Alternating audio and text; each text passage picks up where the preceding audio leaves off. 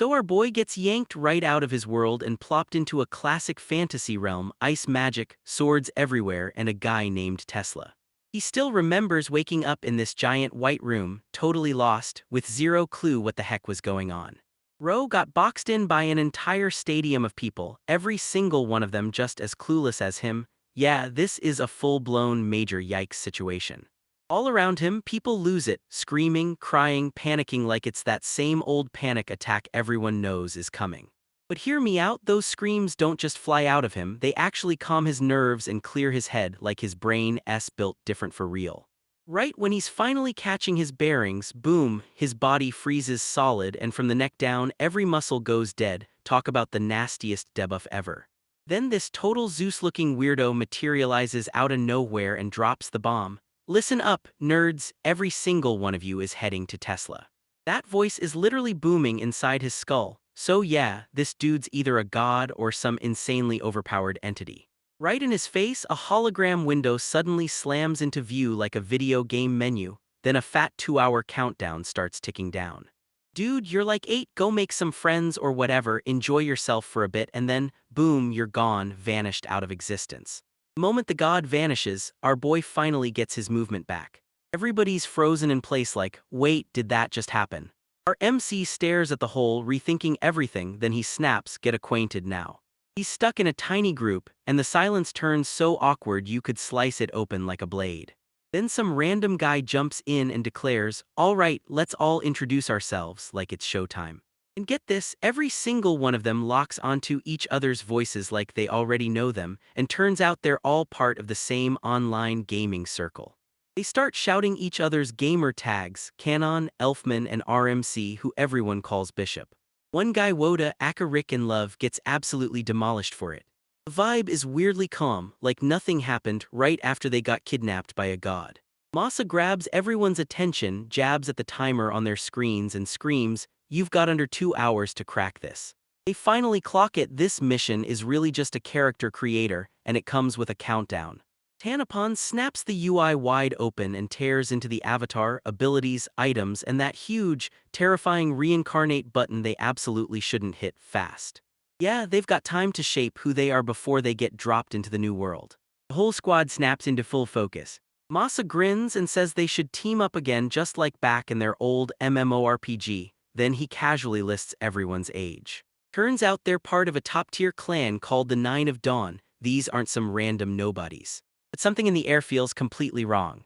Canon, our resident wild card, calls everyone out for how freakishly calm they're being, and even Masa, the girl who's usually glued to caution, is acting way too relaxed about this whole reincarnation mess.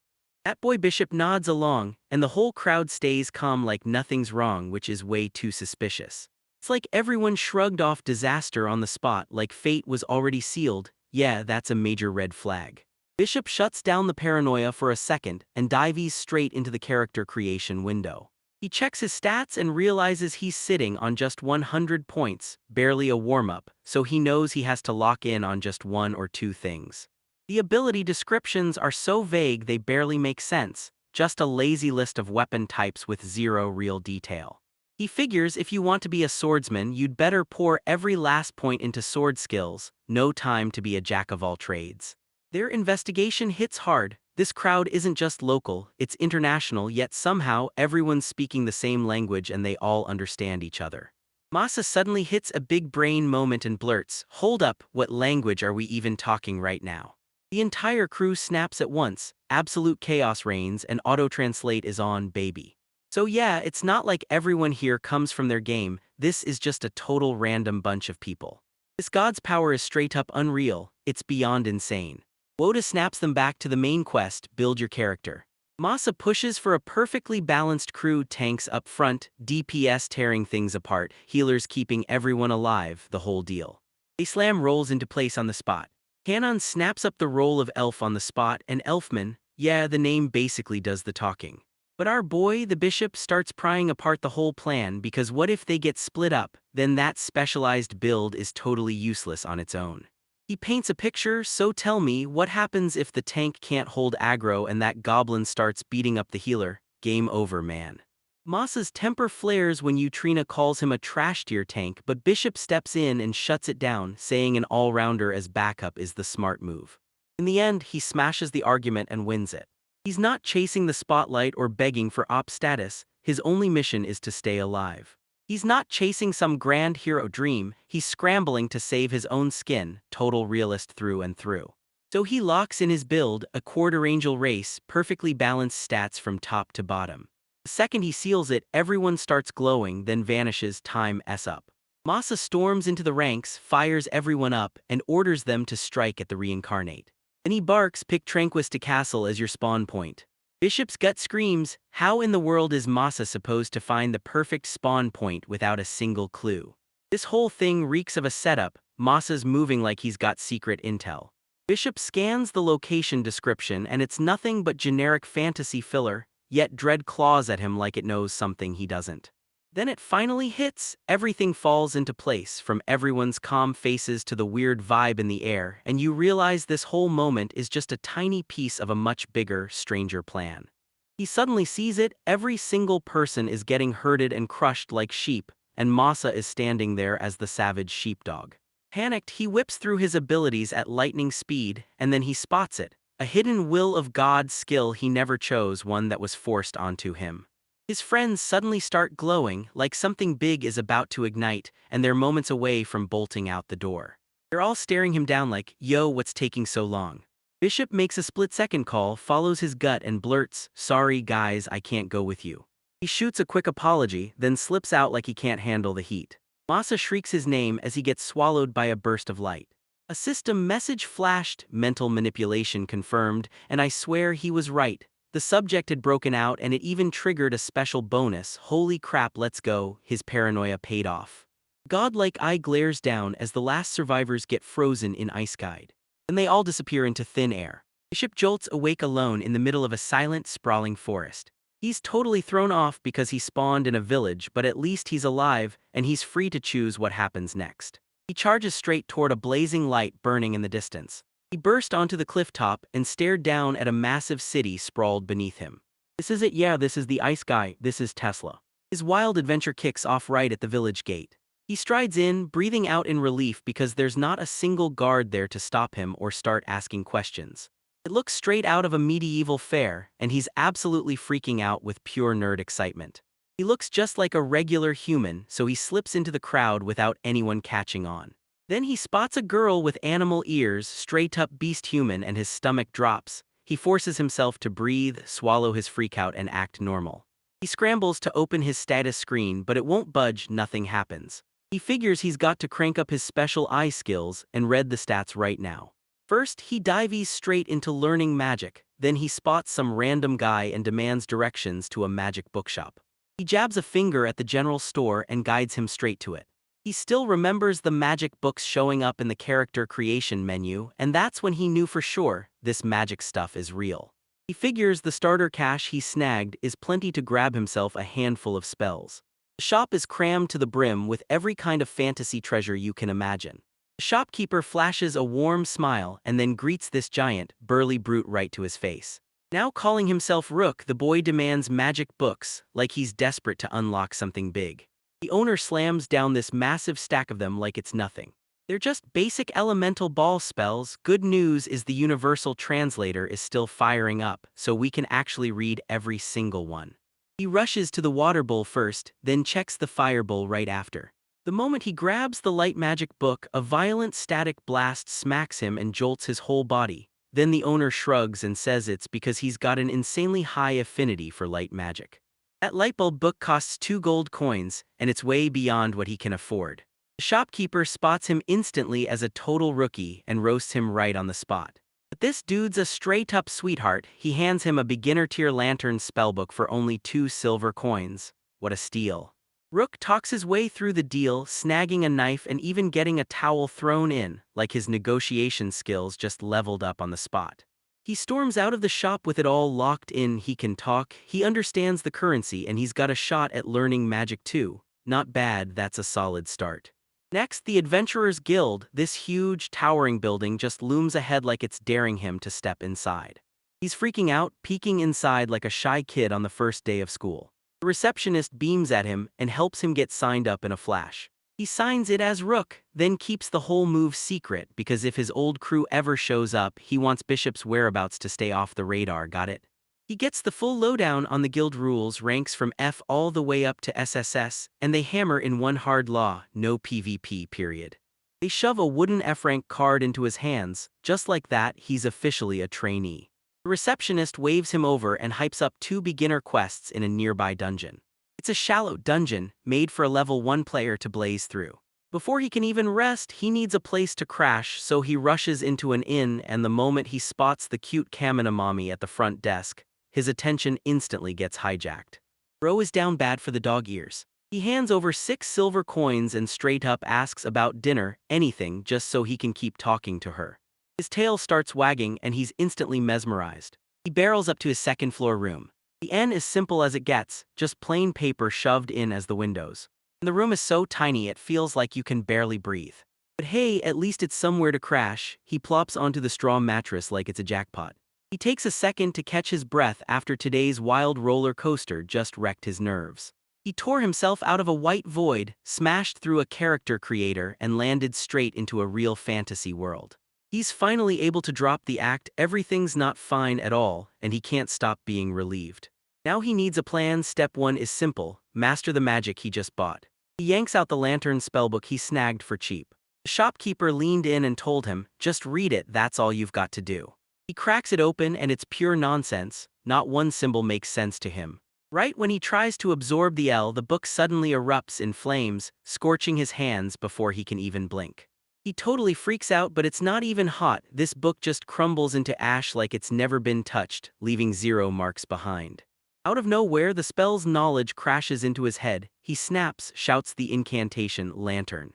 A glowing orb of light blooms in his palm. He did it, and now he's a real mage. His victory lap instantly gets ripped away when the innkeeper shouts from downstairs to keep it down, and the mighty sorcerer Rook gets completely humiliated.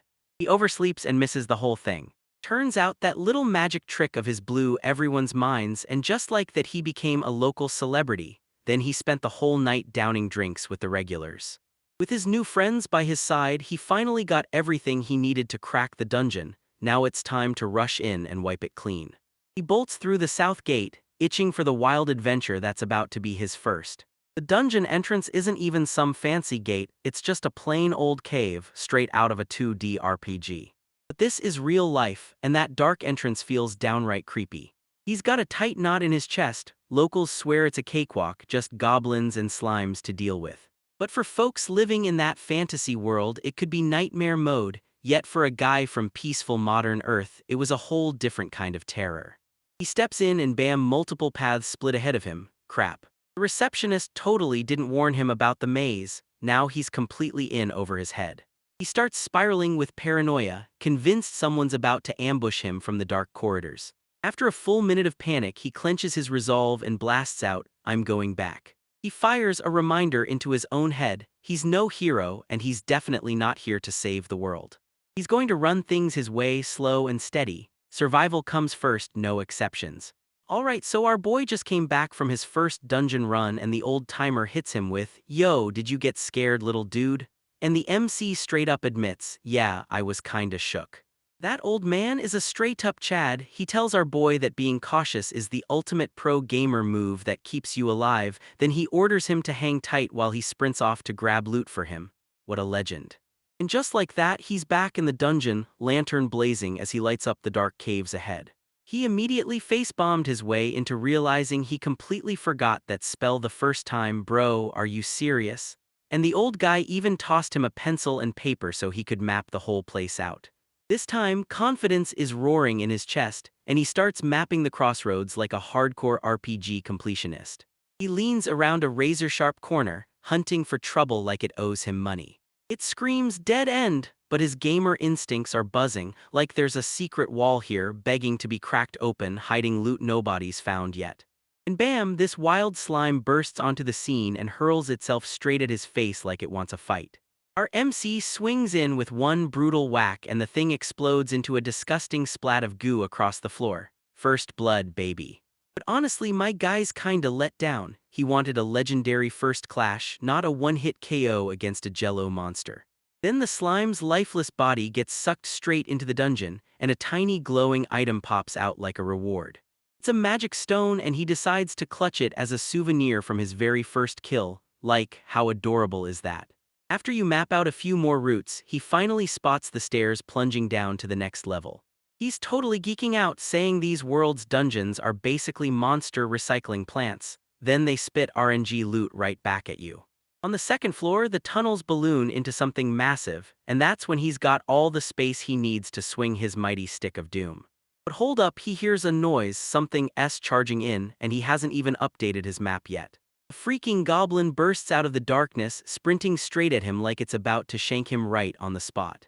It rockets through the air, and our guy is drenched in panic sweat, probably regretting every single life choice he ever made. Clutching the old man's advice, he swings one brutal whack, then slips the attack cleanly like a total champion. Then he swings in with a crisp bonk straight on the goblin's head. And just like that, it's over. The goblin crumples straight to the floor, fully one-shotted. He pokes it to confirm it isn't faking. Nope, it's real, and he's already got the kill. He's honestly blown away, like, dude, these enemies are way weaker than the video games. And then he stops because, bro, you're literally in the tutorial zone. Like slime eating it up, the goblin's body gets fully absorbed, only a bigger magic stone remains, and that means the next monster hits harder, but the loot hits even better. Then whoosh, a blazing light starts spinning in a wild halo around him. Power slams through his body and he blurts, "Holy crap, I'm leveling up." Up, everything flips. He'd figured this world would crush him from day one, but if he can just grind levels like it's an RPG, he might actually get so OP it's unreal. That slams him with a huge wave of confidence as he keeps mapping the dungeon. He's starting to believe he can actually pull off this whole adventurer life after all. And the moment he says it, the devil hears him. Bam, he spots a huge door with boss room stamped across it. He pumps himself up for some huge ogre or whatever, then bam, the boss turns out to be just another goblin. Still, at least this one's got a knife, so yeah, it's a step up. He waits for the attack to finally strike, then snaps his kick out and cleanly knocks its arm aside, pure smooth, deadly control. He swings full power straight into his head, asterisk clap asterisk, and it lands like a guaranteed KO. The boss crumples and the guy can't stop wondering, was that seriously all it took to clear the whole dungeon? The goblin's body disappears in a blink, and what's left behind, boom. A huge magic stone and a real, tangible book as the very first clear bonus. He snatches it up, and just like that, he knows it's the magic book that summons holy light. He realizes this split-second insight has to snap straight into his op affinity stat. He doesn't even finish reading a single word, bam, the book erupts in flames and shoves everything straight into his brain like it's downloading his destiny on the spot, and suddenly he's got healing magic. Talk about winning the jackpot. Back at the guild, he hands over his stones and cashes in 4 bronze and 1 silver coin. Big dreams, tiny payoff. He's panicking that it won't even cover living, but the guild receptionist snaps back that this is the usual pay for solo newbies. Herbs hit him with that upgrade craving, so he straight up asks her if there's a library where he can learn everything about herbs. He snaps to the truth in an instant, and faceplants with embarrassment, realizing the guild absolutely would have had its own resource center. He strides in and the desk guy leans back like, "Trust me, it's wild to see an adventurer who actually knocks." The room sprawled way bigger than he'd guessed, and it instantly reminded him of his school library. He tosses those dull herb books aside and goes hunting for the real lore. He's laser-focused on one mission, soaking up every last detail he can about this brand new world. He dives into stack after stack, politics, economics, races, monsters, and magic, devouring every book like his life depends on it. But then he spots something off. This magic book he's reading says nothing about how to cast holy light without an incantation. And every magic book in that shop flashed a sickly green, but the one he carried out of the dungeon, his special book, was a deep blue. He remembers a holy truth from the books. This sacred light doesn't answer to any of the 6 main elements, and it's the kind of power only god-tier beings like angels and saints can wield. He can't shake it. Why would a spell that strong drop out of some trash deer beginner dungeon? That screams sus. He decides to keep his brand new power under wraps for now. Yeah, that's the smartest play. Later, he slides into a bar and tells Han-san, the old adventurer, about the very first time he finally got a clear reward. The new girl leans in and grills Hans about his first clear. When he answers, he straight up tells her he got an iron sword. But years ago, he apparently burned it all up trying to supercharge it. Burn it up, Rook blurts, because equipment augmentation has a ridiculously high failure rate, and when it flops, they literally call it burning it up. Rook snaps into panic for answers, and Hans just grins and tells him, cheeky as ever, that he needs another drink to spill the truth. This dude is basically a walking info kiosk, just powered by pure alcohol. Then, just like that, 1 week vanishes and Rook locks into a brutal routine. Fruit runs in the morning, goblins get grinded into nothing in the dungeon, and books keep him sharp in the afternoon. After all that grinding, he finally earns an E-rank promotion, and boom, he's handed a shiny new Bronze Guild card. Let's go. He even snagged a magic book made for light balls, then cracked it open and tested it on a goblin. The spell straight up erases the monster, and Rook can't stop staring. He's horrified by just how brutal it gets. He spirals into an existential crisis, asking himself if that destructive spell could ever be used on a human, and suddenly, the adventure of life feels painfully real. He talks it out with his own hands like they're his trusted co-pilots, and they swear this is the first wall every adventurer smashes into.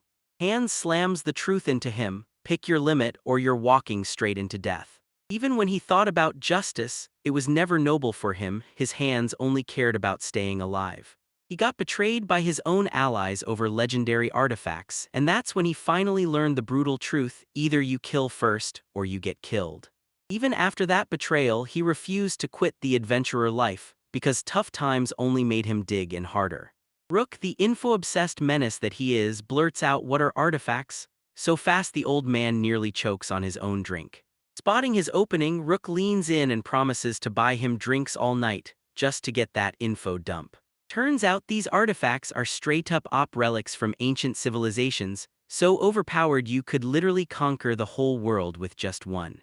Stuff like the Sword of Light, Lulfnir, or the Holy Staff Angel Bell.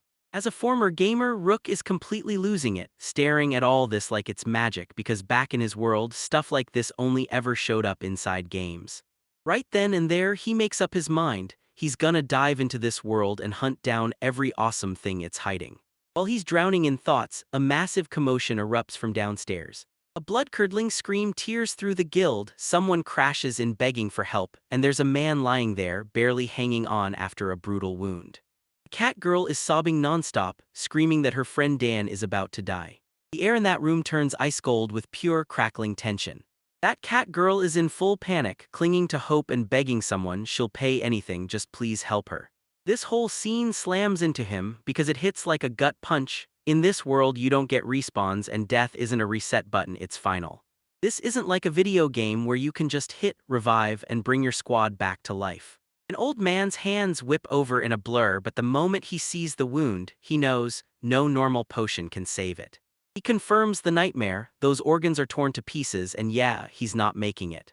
And to make it worse, the local priest is so old and worn out that he can't even pull off a real healing spell.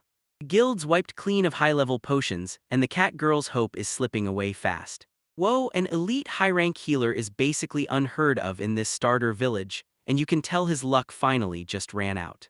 Rook hurls himself into an internal debate whether to spill his secret, op healing magic, and risk everything to save some random stranger. But right then, he decides he won't just stand there and watch someone die, because if he does, he'll regret it for the rest of his life. Yeah, this is the part where the main character steps in. He steps forward, voice shaking as he blurts, "Excuse me," then quickly adds, "I can use a bit of healing magic actually." Then everyone freezes in place, staring him down like they just saw the impossible. Rook skips the stairs, drops to his knees, and pours every last ounce of his power into the moment, because he knows he can't hold back. He slams his hands over the wound, screams for divine light, and demands the healing start right now. A blazing pillar of light explodes from his hands, swallowing the dying man whole. Holy light. That blinding flash sealed the fatal wound shut in mere seconds. And just like that, the dude's breathing comes back. He's finally saved. The whole guild erupts in cheers, loud, wild, and unstoppable. The cat girl breaks down, sobbing tears of pure joy, and our boy, he's officially the hero. The guild girl closes in on him way too close, cheeks blazing as she blurts, why did you hide a skill this amazing? Even Hans is completely floored. Rook just blasted a high-level spell with 0 incantation, and that's straight up not normal. Later that night, the whole tavern erupts in cheers, because the squad is finally rolling out, hitting the road in those old-school covered wagons. Our boy Rook is already drenched in sweat, stealing one shaky glance back at just how far they've pushed through. He's all mowed up like, whoa, the village is gone. Then he tries to thaw the tension by asking why Lackey's being so quiet, and yeah, bruh, he's just not that into you. She explains that Lackey's just a little icy with strangers, while Mel, the cat girl, turns on full friendliness for their employers. This dad bro chimes in, says Melchan's got top-tier social skills, and he's low-key seething that Lackey's stealing all that attention from her. Case closed. Rook slips into detective mode, convinced these strangers have to be childhood friends or something, while Lackey is locked in full guard mode, ignoring every bit of gossip like a total Chad. Dat shifts gears and fires a question at Rook: why does this world have no official maps at all? A boy can't stop thinking about it. Turns out even the library only had a crappy low-poly sketch showing where the major landmarks were. DATS doesn't mess around. Those maps are basically top-secret military intel, and leaking your country's layout to the enemy is a fast way to get erased, because only the elite even get access to the real treasure. Then Mel flexes hard and says her merchant family has custom maps meant to give them the upper hand, because out here owning a map isn't just useful, it's a huge status symbol. Rook rattled off names from his old party's quest, Tranquista Castle and the Azul Empire, but Dats and Mel drew blanks the whole time. That sparks Rook's brain into overdrive like, wait, are we on a whole different continent or what? Then he slips right back into being a moe, spiraling like, did my old party even miss me after I ghosted them? Bro, they were straight up brainwashed, cut him some slack. Suddenly, bam, a flashback hits and that magic circle starts to buzz like it's about to explode.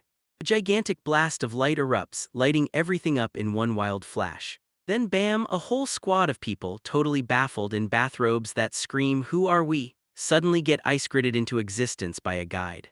A bunch of guys in Pope hats erupted into cheering, and yeah, they showed up exactly like the Oracle predicted. The summon crew is completely wrecked, running around like, where are we? Trying to claw their way to the truth of where they've ended up. They spot the clergymen and instantly assume they're headed straight into a church. But nope, people are labeling these guys heroes like God is literally guiding them, and boom, the plot just got way thicker. Then the final boss strides into the room, this grim, stern guy, and he shuts the whole place down as he introduces himself as the Emperor of the Azul Empire. He's posted on his throne, surrounded by 2 hulking knights in gleaming full plate, and he leans forward to tell the heroes he's got a request. At last, the summoned crew clicks the whole thing into place. This is the Azul Empire they were sent to find. Then this old advisor strides up and hits them with the legendary Ice Guy speech: our country's getting swallowed by an evil darkness, and you summoned heroes are the only hope we've got. Yeah, people keep saying the same thing, but I'm not buying it. While everyone's trying to even process this wild info dump, one of the girls gets hit with a far worse curveball. Boom, ELF ears just show up on her, and honestly, that's a serious glow-up. And the moment explodes into a hard cut.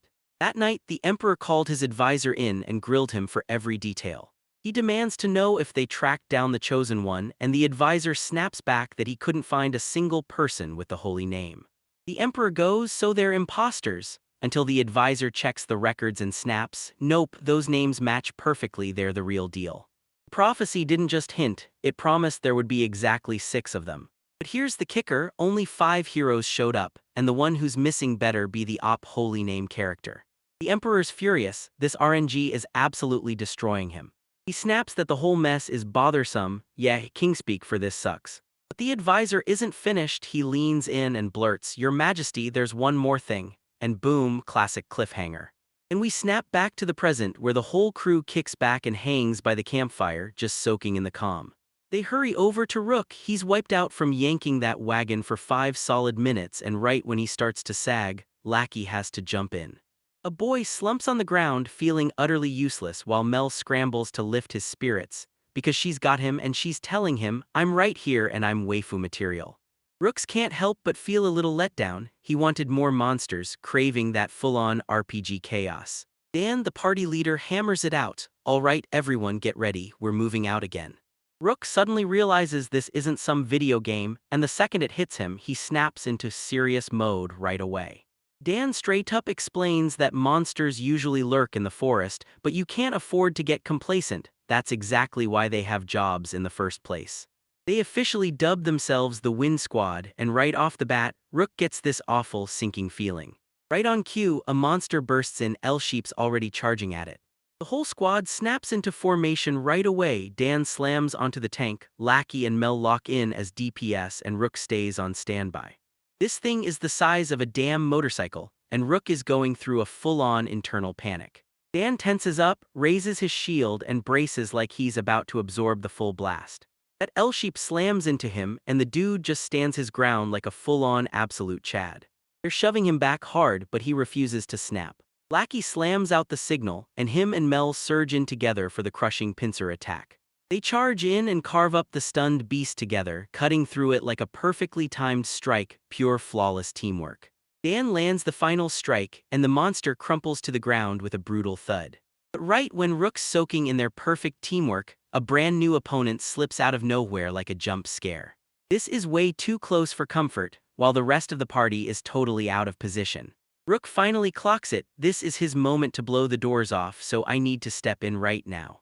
He starts pulling in raw magic, then funnels it into one blazing mass cradled in his arm.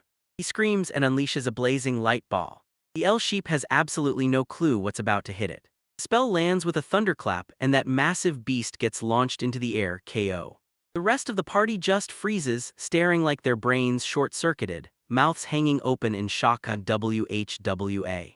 Mel instantly hypes him up, blurting that his spell was straight up insane. Even Dan can't believe it. This is a light ball, a trash-tier spell, and Rook just used it to one-shot a monster Dan barely managed to block. Yeah, our boy is secretly op. Mel's begging for the secret, but Rook stays icy calm, telling her to wait, he'll spill it later. Next up, the disgusting part. Dan hacks into the monster to grab the loot, and the stench of monster guts makes him instantly regret everything.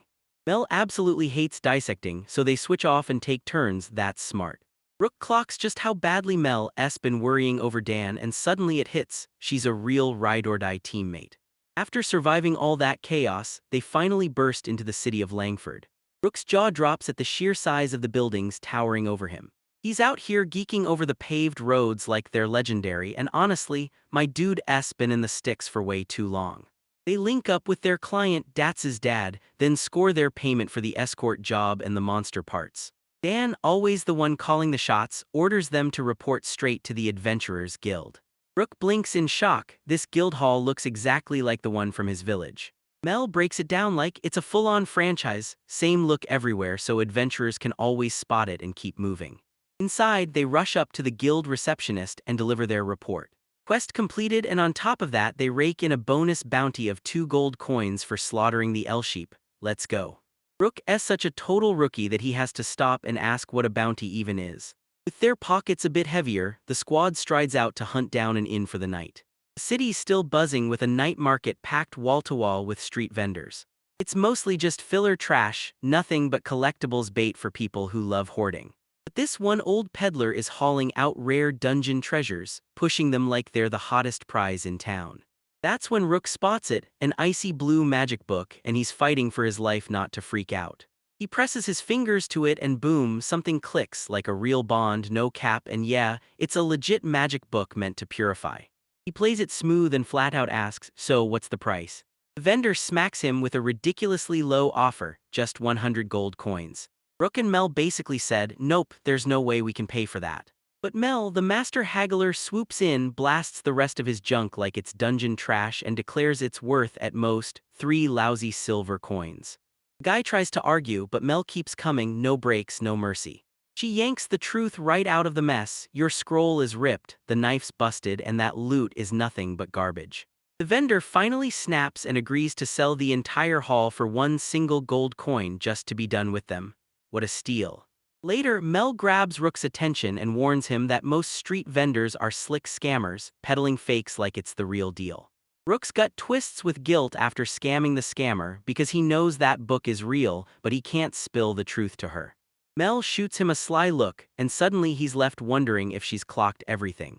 She slips home for the night and Rook drags himself to his room, so exhausted he can barely move but buzzing out of pure hype about his brand new book. He collapses, dreaming about the brand new powers he's about to unlock. Next morning, he lurches downstairs, barely awake and still tangled in sleep. He's so out of it that the innkeeper grabs the wrong person, thinking he's someone else entirely. Lackey's already wide awake and moving, because adventurers never sleep. When Rook demands where Dan is, an awkward silence slams down between him and Lackey.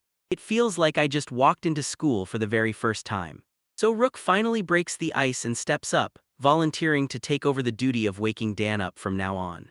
Lackey instantly panics and blushes like crazy when Rook asks whether Dan is hard to wake up.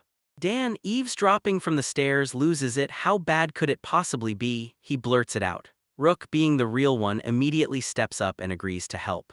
Finally, the entire squad is back together, all in one place. Mel pitches a massive welcome party for Rook, and the whole squad is instantly down for serious team bonding fun. So yeah, the cat girl is absolutely freaking out because our boy Rook can actually use a spear. He's like, yeah, I lived out in the boonies, there wasn't much else to do, like that's some perfect cover story he cooked up. But she's fired up, yelling, bet, we're buying you a spear today and then we're sparring, even though deep down she's secretly freaking out about fighting someone who's already seen real combat. Boys regroup, and our cat girl's still buzzing with the idea of sparring with spears. They lock in the plan, head straight to the blacksmith to fix their gear and most of all, get Rook a brand new spear. Turns out the blacksmith they always hit up wasn't even in plain sight, just a low-key little shop hidden in a back alley. People swear the guy's a total wizard, but his shop looks like a crumbling shack. Still, it's got that hidden gem vibe, you feel me? Rook's spidey senses are screaming, and a weird, wrong feeling is crawling all over him about this whole thing. They roll up to Gildan's smithery and throw Rook into the spotlight, new healer for the squad, no questions asked.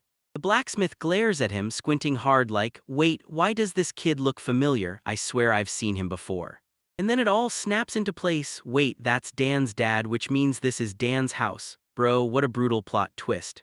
The dad instantly clocks Rook as the absolute Chad who yanked his son out of becoming boar food, and he's like, all right, then tell me how you survived that wound that was supposed to kill you.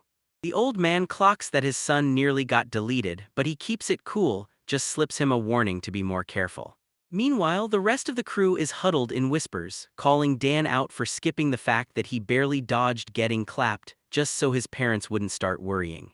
To say thanks, the dad grabs Rook and tells him to pick asterisk anything from the shop, no payment, no questions, it's all free, come on, let's snatch that loot.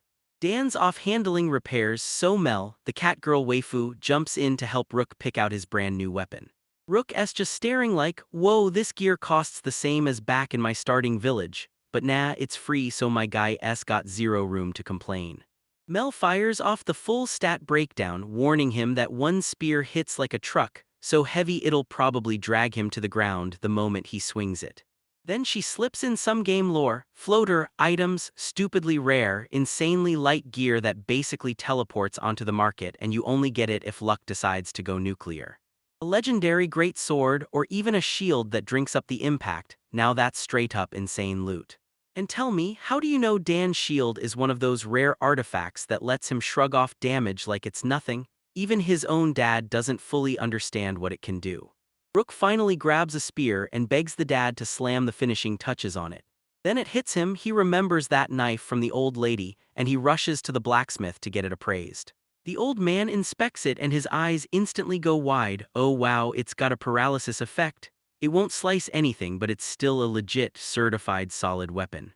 He smacks an 8 or maybe 9 gold coin price tag onto it and Broja stumbles straight into a fat pile of cash.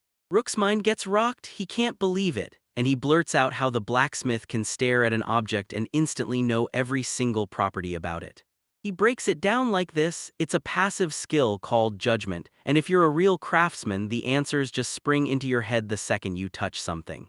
Rook just hit a full-blown lightbulb moment. He finally gets that his magic books probably work the same way, like it's a racial gift, and realizing that turns into a massive level up for him. Later that night, the squad cranks up a welcome party, and Dan's getting absolutely trashed. My guy's yelling at Rook to drink more while he's sprawled face first on the table, completely knocked out, straight up lightweight. They tell you straight up, every time Dan goes back home, the family business pressure hits like a truck and stress takes him hostage. As the eldest son, everyone basically demands he either run the family business or pack up and leave town, period, and the pressure is crushing. Then, out of nowhere, drunk Dan bursts back up, screaming at the top of his lungs that he loves this city and he's gonna protect it, even while he's totally hammered.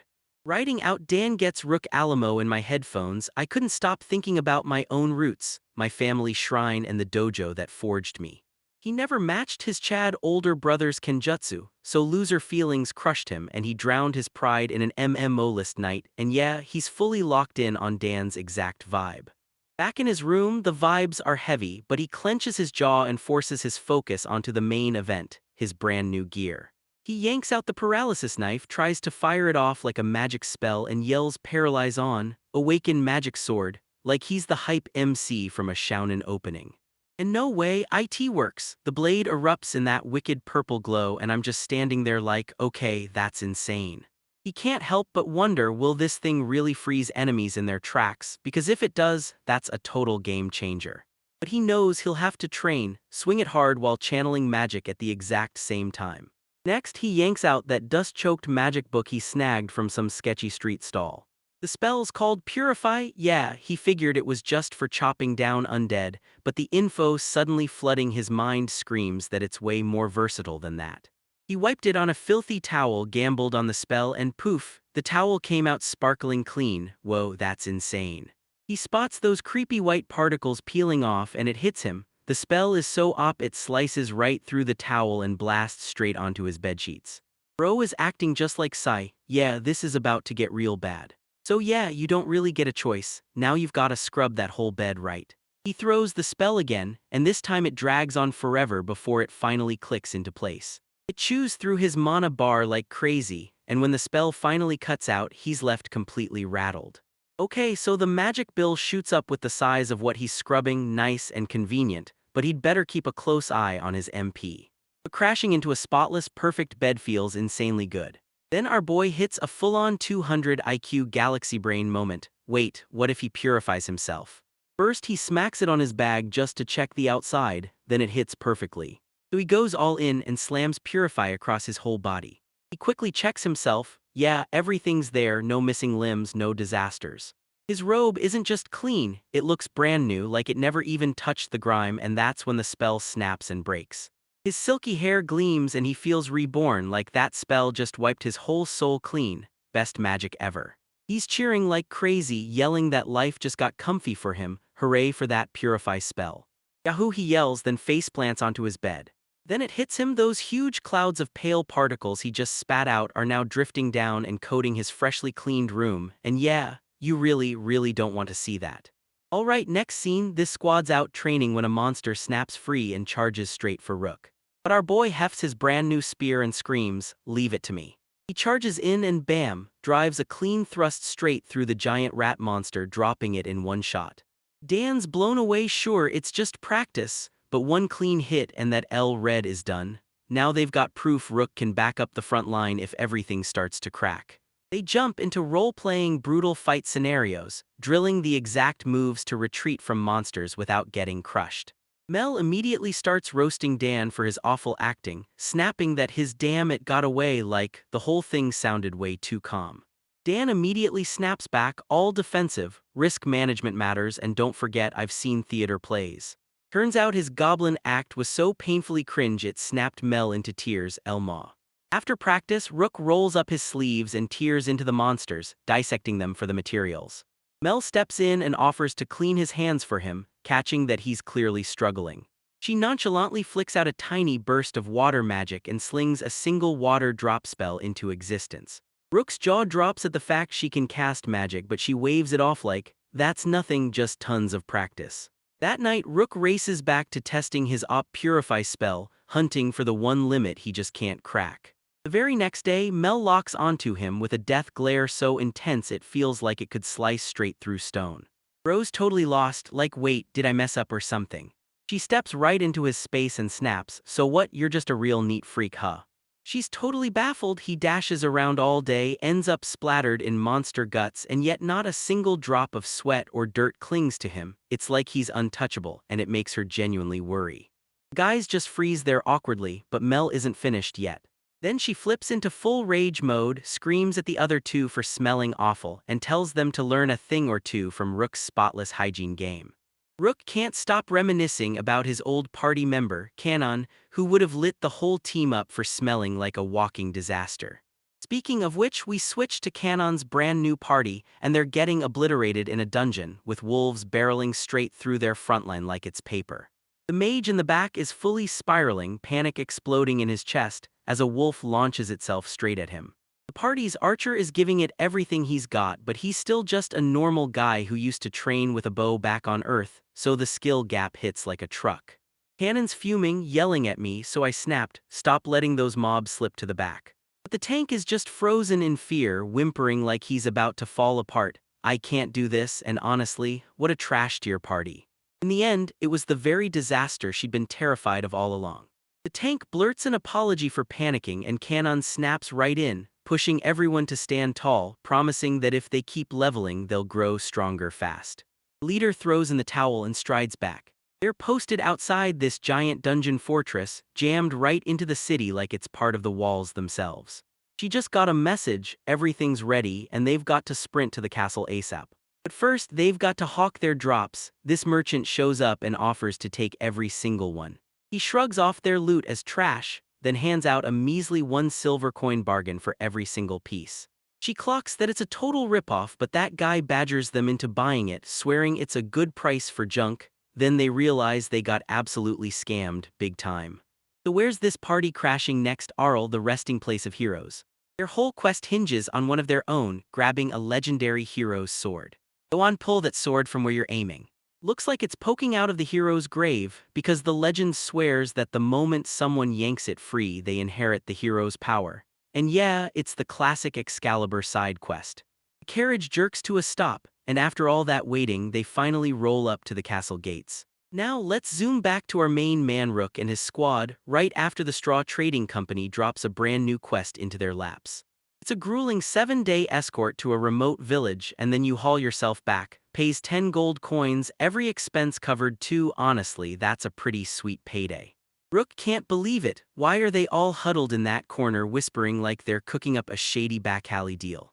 Dan tells Aw if those mission details ever leak, bandits will ambush us for sure, and Aw just nods because it all makes total sense. The cat girl hesitates, money shining like a sweet deal, but her gut twists because what if her dad isn't okay with her disappearing for that long? Then they swivel to Rook and demand his take, officially throwing him into the Wind Squad like, "Welcome aboard." He blushes hard, grinning from ear to ear, and blurts out, "Yeah, I'm in." Alright, the crew's gearing up for their next big escort mission, and my boy's standing there acting all deadly serious. "Stay sharp, everyone." Like, bro, it's your first real run with the squad, breathe. The cat girl Mel leans in like a real pro, trying to coach him hard, slow his pace, don't torch all your mana before the boss fight, you know the vibes. Turns out they're still escorting that same merchant apprentice from last time, but this time the route screams danger, crowded with high-level mobs, yet they're not sweating it because our op healer's riding with them. And get this, Mel just drops the biggest bombshell. She's the merchant's daughter, that's why the reward money was so massive. She's basically telling you, you've got this, right? Because she's laser-focused on squeezing every last profit out of it. Meanwhile, our boy snaps into an internal monologue, seething because everyone's throwing around plans to get rich and nobody includes him. Dude, you're the main character, your payday is coming. The moment the trees crowd in, the whole scene turns dark and unsettling, like the spooky vibes hit at full speed. Rook's danger sense suddenly spikes. He's like, "Yo, something's out there moving, be careful." And boom, right out of nowhere, a whole pack of forest wolves spawns in, and they look completely feral, and the squad snaps straight into defense mode, shouting, "Protect the payload, don't let him get the horses." But Rook's already locked in for the gank, like, "Relax, I've got this." Then he blasts out a freaking light ball. The spell erupts with a thunderous boom, rattling the entire pack to the bone. What a flawless first strike. That's the cue when the rest of the party goes full berserk. Lackey and Dan burst in, swinging and stabbing, slicing through the chaos, then firing arrows like a storm, and it turns into a straight-up massacre. That old merchant is stuck in the back, shaking like crazy. Oi, you gotta see this, those guys just erased a whole wolf pack in like 5 seconds. The squad's buzzing like crazy, grinning nonstop, and with C and Rook backing me up, our teamwork finally clicks into place. Dan spots a tiny scratch on his arm, and before he can even blink, Rook's already there. Hold still, I'll heal that little paper cut. The merchant just laughs like, yo, you two are seriously clutch, drinks are on me later. Dan stares in disbelief and goes, bro, we're living in luxury, these heals alone would cost a whole bag at the church. Healing magic in this world is basically pay to win. One cast costs a fortune, and regular folks only grab it when they're seconds away from getting respawned. They decide, screw it, snatch the magic stones as proof, then chow down on the bodies because their pockets are full and the rewards are all that matter. So they just hurl those guys straight into the forest, R.I.P. bozos. Later, Rook spots another party member casually summoning clean water, and it hits him like a bolt of lightning. Yo, that's a real spell I need to learn. Turns out this magic water is pure as hell, used for everything from potions to farming, so if you play your cards right, it's basically a license to print money. After another wolf ambush they brushed aside without a single problem, they finally stomp into their campsite and crash for the night. But this place is straight up sketchy, just a pile of abandoned ruins left to rot. It looks tempting, but it's way safer than camping out in the open. The architecture looks mind-blowingly futuristic, and the MC can't help himself. He starts theorizing about some lost ancient civilization that was even more high-tech than anything we've seen. By the campfire, they start trading whispers about one terrifying rumor, that monster spawns are exploding across the whole map. Even the mobs they'd fought before were nowhere near this level of biomass. This server, SRNG, is up to something way *2 weird. That old man is gnawing on his bread like it owes him money, so if this isn't a coincidence, brace yourself, because things are about to get seriously ugly. Alright, shift changes here, and Rook gets yanked awake from his nap. Mel's got the MVP's hot tea lined up just for him, pure, wholesome comfort. My man's wrapped up in a blanket like it's pure luxury, because most adventurers crash on the cold, hard ground, ready to spring into action the second an ambush hits. He tilts his head up and spots the full moon hanging high in the sky. Then it smacks him, this classic Ice Guy protagonist moment. He's just staring up at those two moons, getting all deep like, maybe I was sent here for some special reason. Bro, you learned magic water was real like 5 minutes ago. Next morning, they finally roll up to the forest village, and the second Rook spots it, he freezes. There's not a wall in sight, just a huge red flag. The merchants unload the goods and vanish on the spot, so the squad rushes straight to the local adventurers' guild. They recount the 3 wolf pack encounters, and the guild receptionist just blurts out, oh wow, wait, that's seriously unusual. The whole squad is fuming because she's staying way too calm, and the locals are completely oblivious to what's happening around them. Another receptionist snaps that she's taking it straight to the capital, because if this were a normal guild issue, they'd be treating it a whole lot more seriously. But then bam, the lore drops. This village is said to be guarded by fairy divine protection. That's why there aren't any walls, just villagers sprinting on pure faith, convinced that even with monsters stalking every corner they'll still be safe like, bro is * down bad for the fae. MC is just trying to wrap his head around this wild fairy legend mess. Anyway, their squad follows one rule like gospel. After a huge job, you crash on a rest day, log off, and disappear for a bit. The rest of his party immediately face plants into the chaos and starts dancing like they belong there. No joke, for a bunch of adventurers, these guys are weirdly normal. Next day, Rook's restless as hell. He can't sit still a second longer, so he storms out to explore the town. He snatches up some street food for just 2 copper, then leans in and grills the vendor about the local fairy tale. The old dude hands him the super squeaky clean version. Behave and the fairies will swoop in, scoop you up, and ferry you straight to their kingdom. It's basically Santa Claus just turned up to max glitter. The vendor jabs a finger north and tells him, go, this fairy garden is a must-see.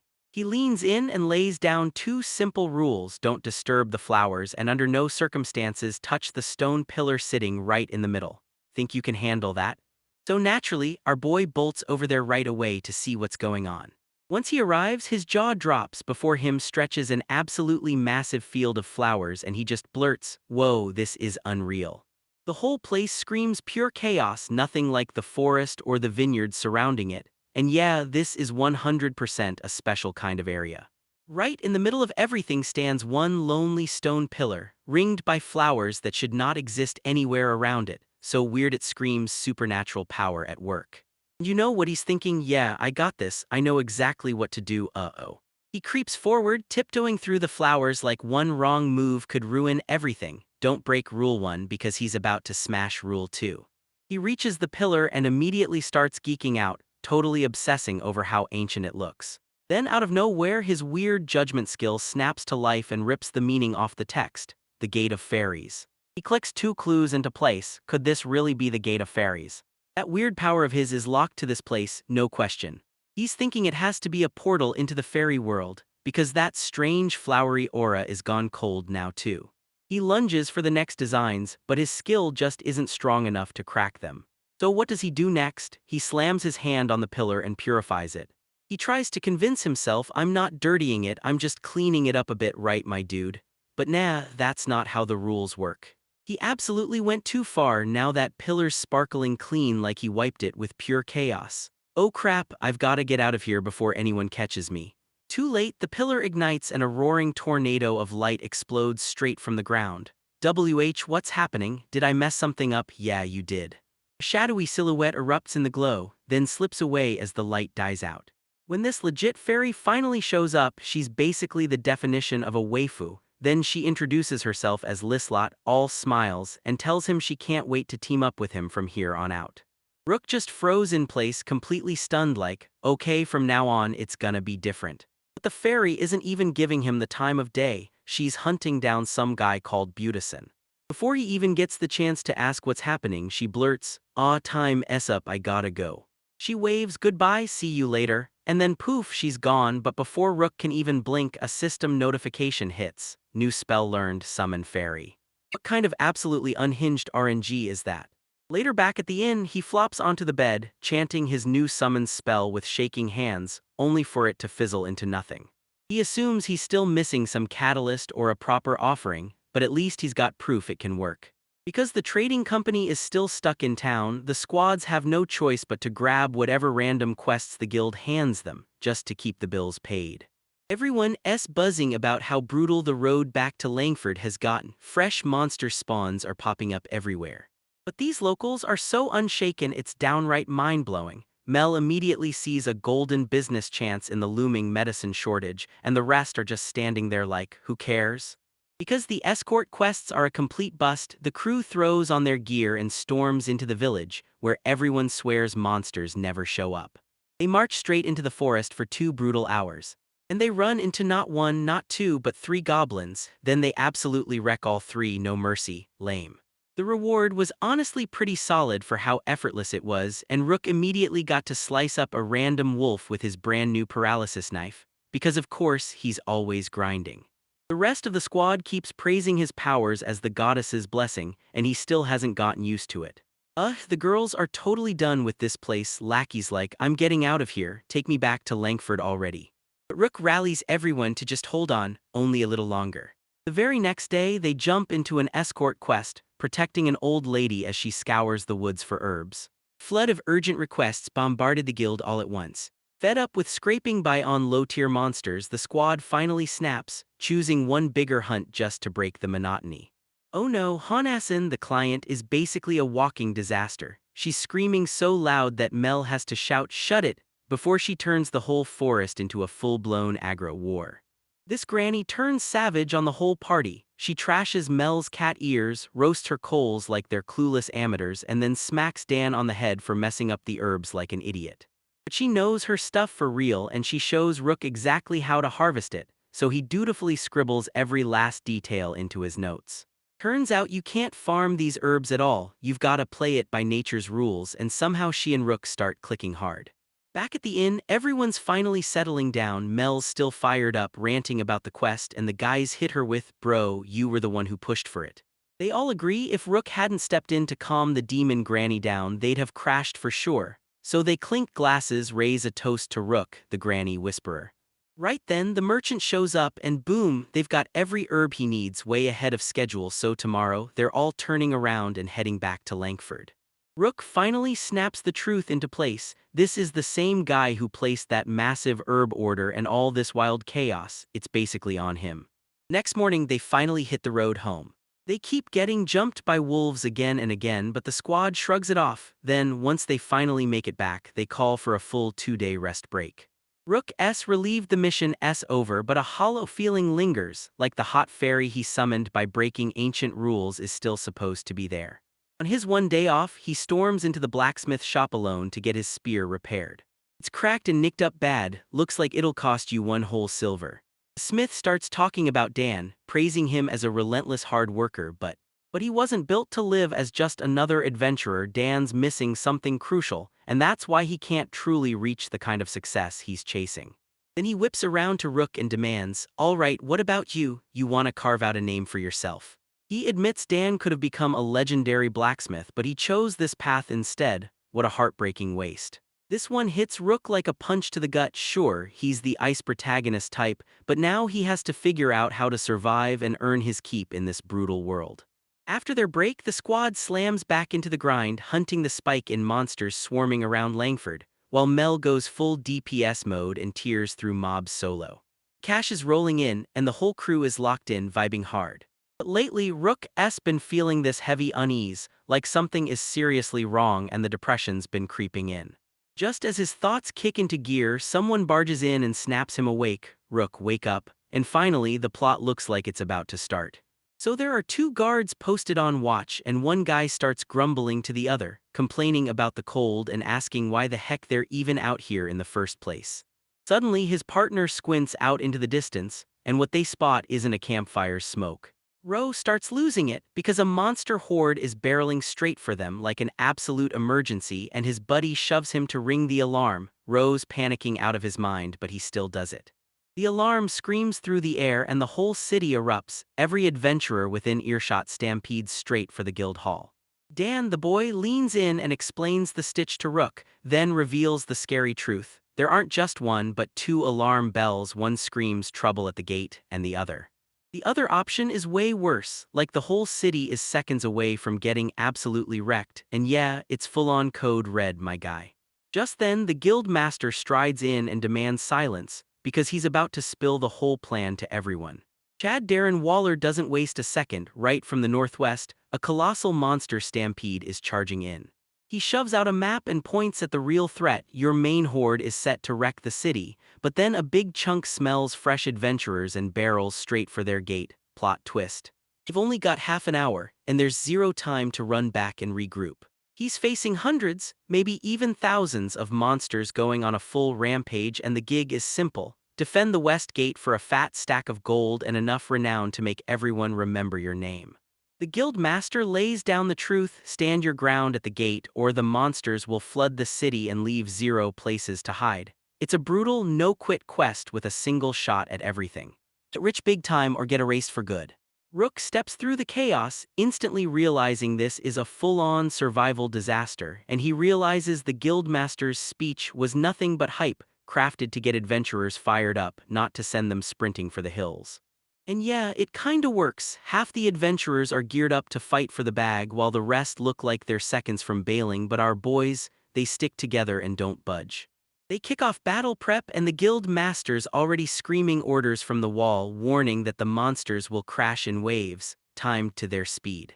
Keep it simple, dodge every mob that isn't charging the gate, and hammer the ones that are with full focus fire. He barks out the battle positions. Mages slam up stone walls, melee fighters hoist barricades, and the archers climb the ramparts to turn the battlefield into full-on tower defense.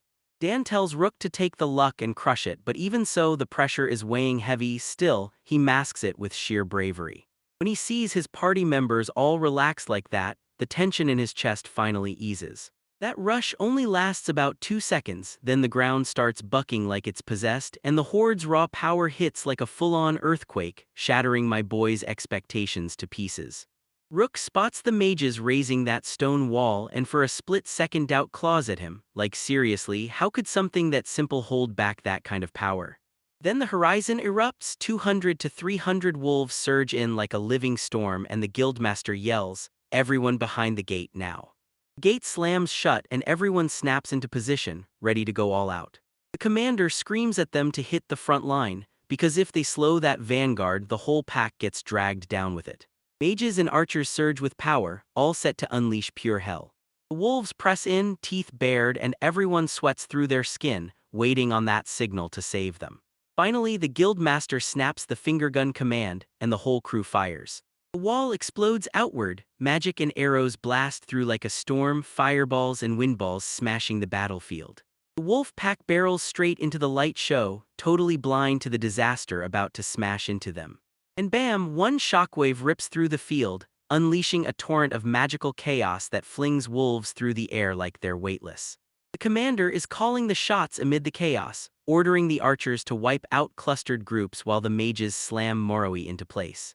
It's pure chaos, one explosion after another non-stop. The plan is hitting exactly right, those wolves are getting torn to pieces, no mercy.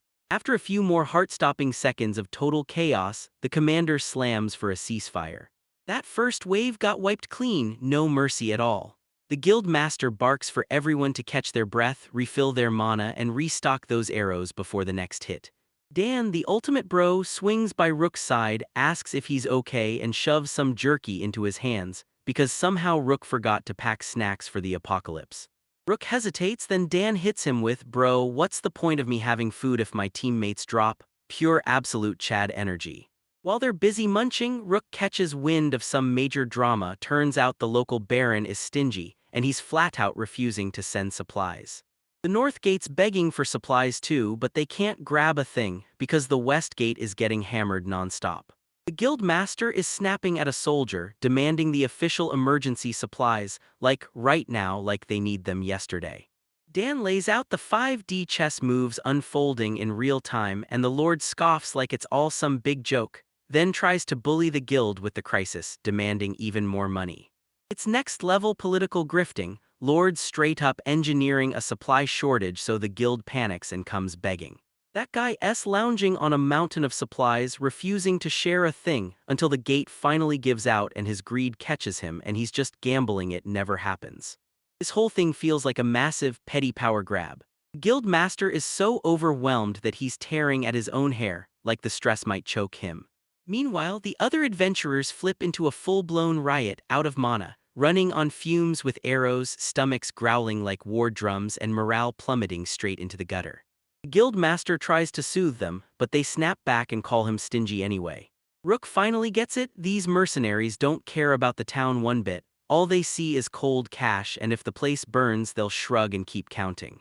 While his party rips into how unready these guys are, the lookout suddenly screams that the second wave is about to hit.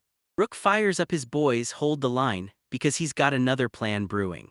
He steadies his nerves and tells himself he's calm now, ready to do whatever has to be done. Then the second wave hits and boom, it's a stampede of roughly 300 giant, furious mountain sheep. Alright, RNG, show me what you've got. These aren't your grandma's farm animals, watch them slam into the gate with real, no-joke power. The adventurers hurl one more crushing round of spells at their foes. Then one sheep suddenly starts glowing, bursts with power and barrels straight through. The entire flock starts ramming through the stone wall. This isn't just strength, it's something built wrong on purpose. They fire and fire, but the damage still won't land, it's never enough. The wall gets smashed open, and the commander snaps orders for the mages to patch it up while everyone else scrambles to reload. And just as everything turns bleak, boom, this wild waifu shows up. Mel the cat girl hangs upside down from the wall, dangling a Ruka potion like it's destiny. My boy is totally stunned like, aren't you supposed to be at home? But she shoots back, I snuck out, because she couldn't just sit there while her friends were out fighting. Her dad snatched her spear, but she didn't flinch, she rolled up with a boatload of food instead. Absolute legend. She shoves a special potion into his hands and tells him straight up, if the city gets wiped out, there's no point in running a business, and honestly, that logic hits like a hammer. Then she starts slinging food and potions to everyone, like a full-blown pop-up shop, right in the middle of a siege, no fear, all hustle. Right then, Rook's anime spidey sense kicks in, something off, and the monsters they've torn through don't add up like a real stampede. And he's right, the lookout blasts the alarm. The third wave is here, this time with a boss mob, a B-rank great boar. The guild master snaps, screaming at everyone to reinforce the gate and rush word to the baron for backup. He's breaking into sweat because there's nobody in town strong enough to go solo a B-rank monster, and they're in serious can't-look-away trouble. He starts mouthing, yelling at everyone to mob the thing and scrape together whatever tiny damage they can. Rook glances at it and wow, that thing is an absolute monster, a mammoth-sized pig over 4 meters tall. He can't even wrap his head around it. How are you supposed to fight something like that without getting flattened like a pancake? They pour their heart and soul into it, unleashing a non-stop magical barrage that hits like a thunderstorm. The spells slam into the boar and it just shakes them off like they're nothing. Then the commander snaps, yelling, "Damn it." The board rams forward and pulverizes everything in its path, smashing straight through the barricades. It smashes through the main gate like it's nothing but thin paper.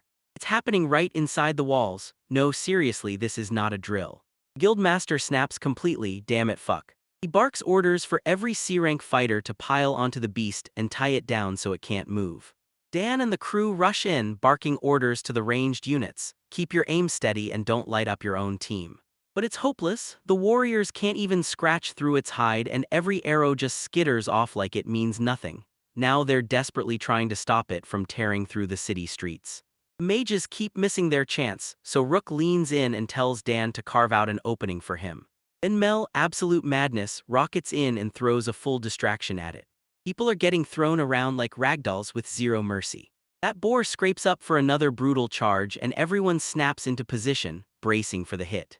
This random C-rank nobody barrels forward, way more guts than brains, yelling, "Come at me, you pig bastard." The boar locks eyes with him, and you can practically feel the pain coming. He plants his feet and braces his shield as the boar barrels toward him at full speed. Against all odds, he actually manages to stop it. For just half a second. Then he just rockets forward, rooks and all, and seriously, that dude's gotta be blessed by some goddess to hit with that kind of power.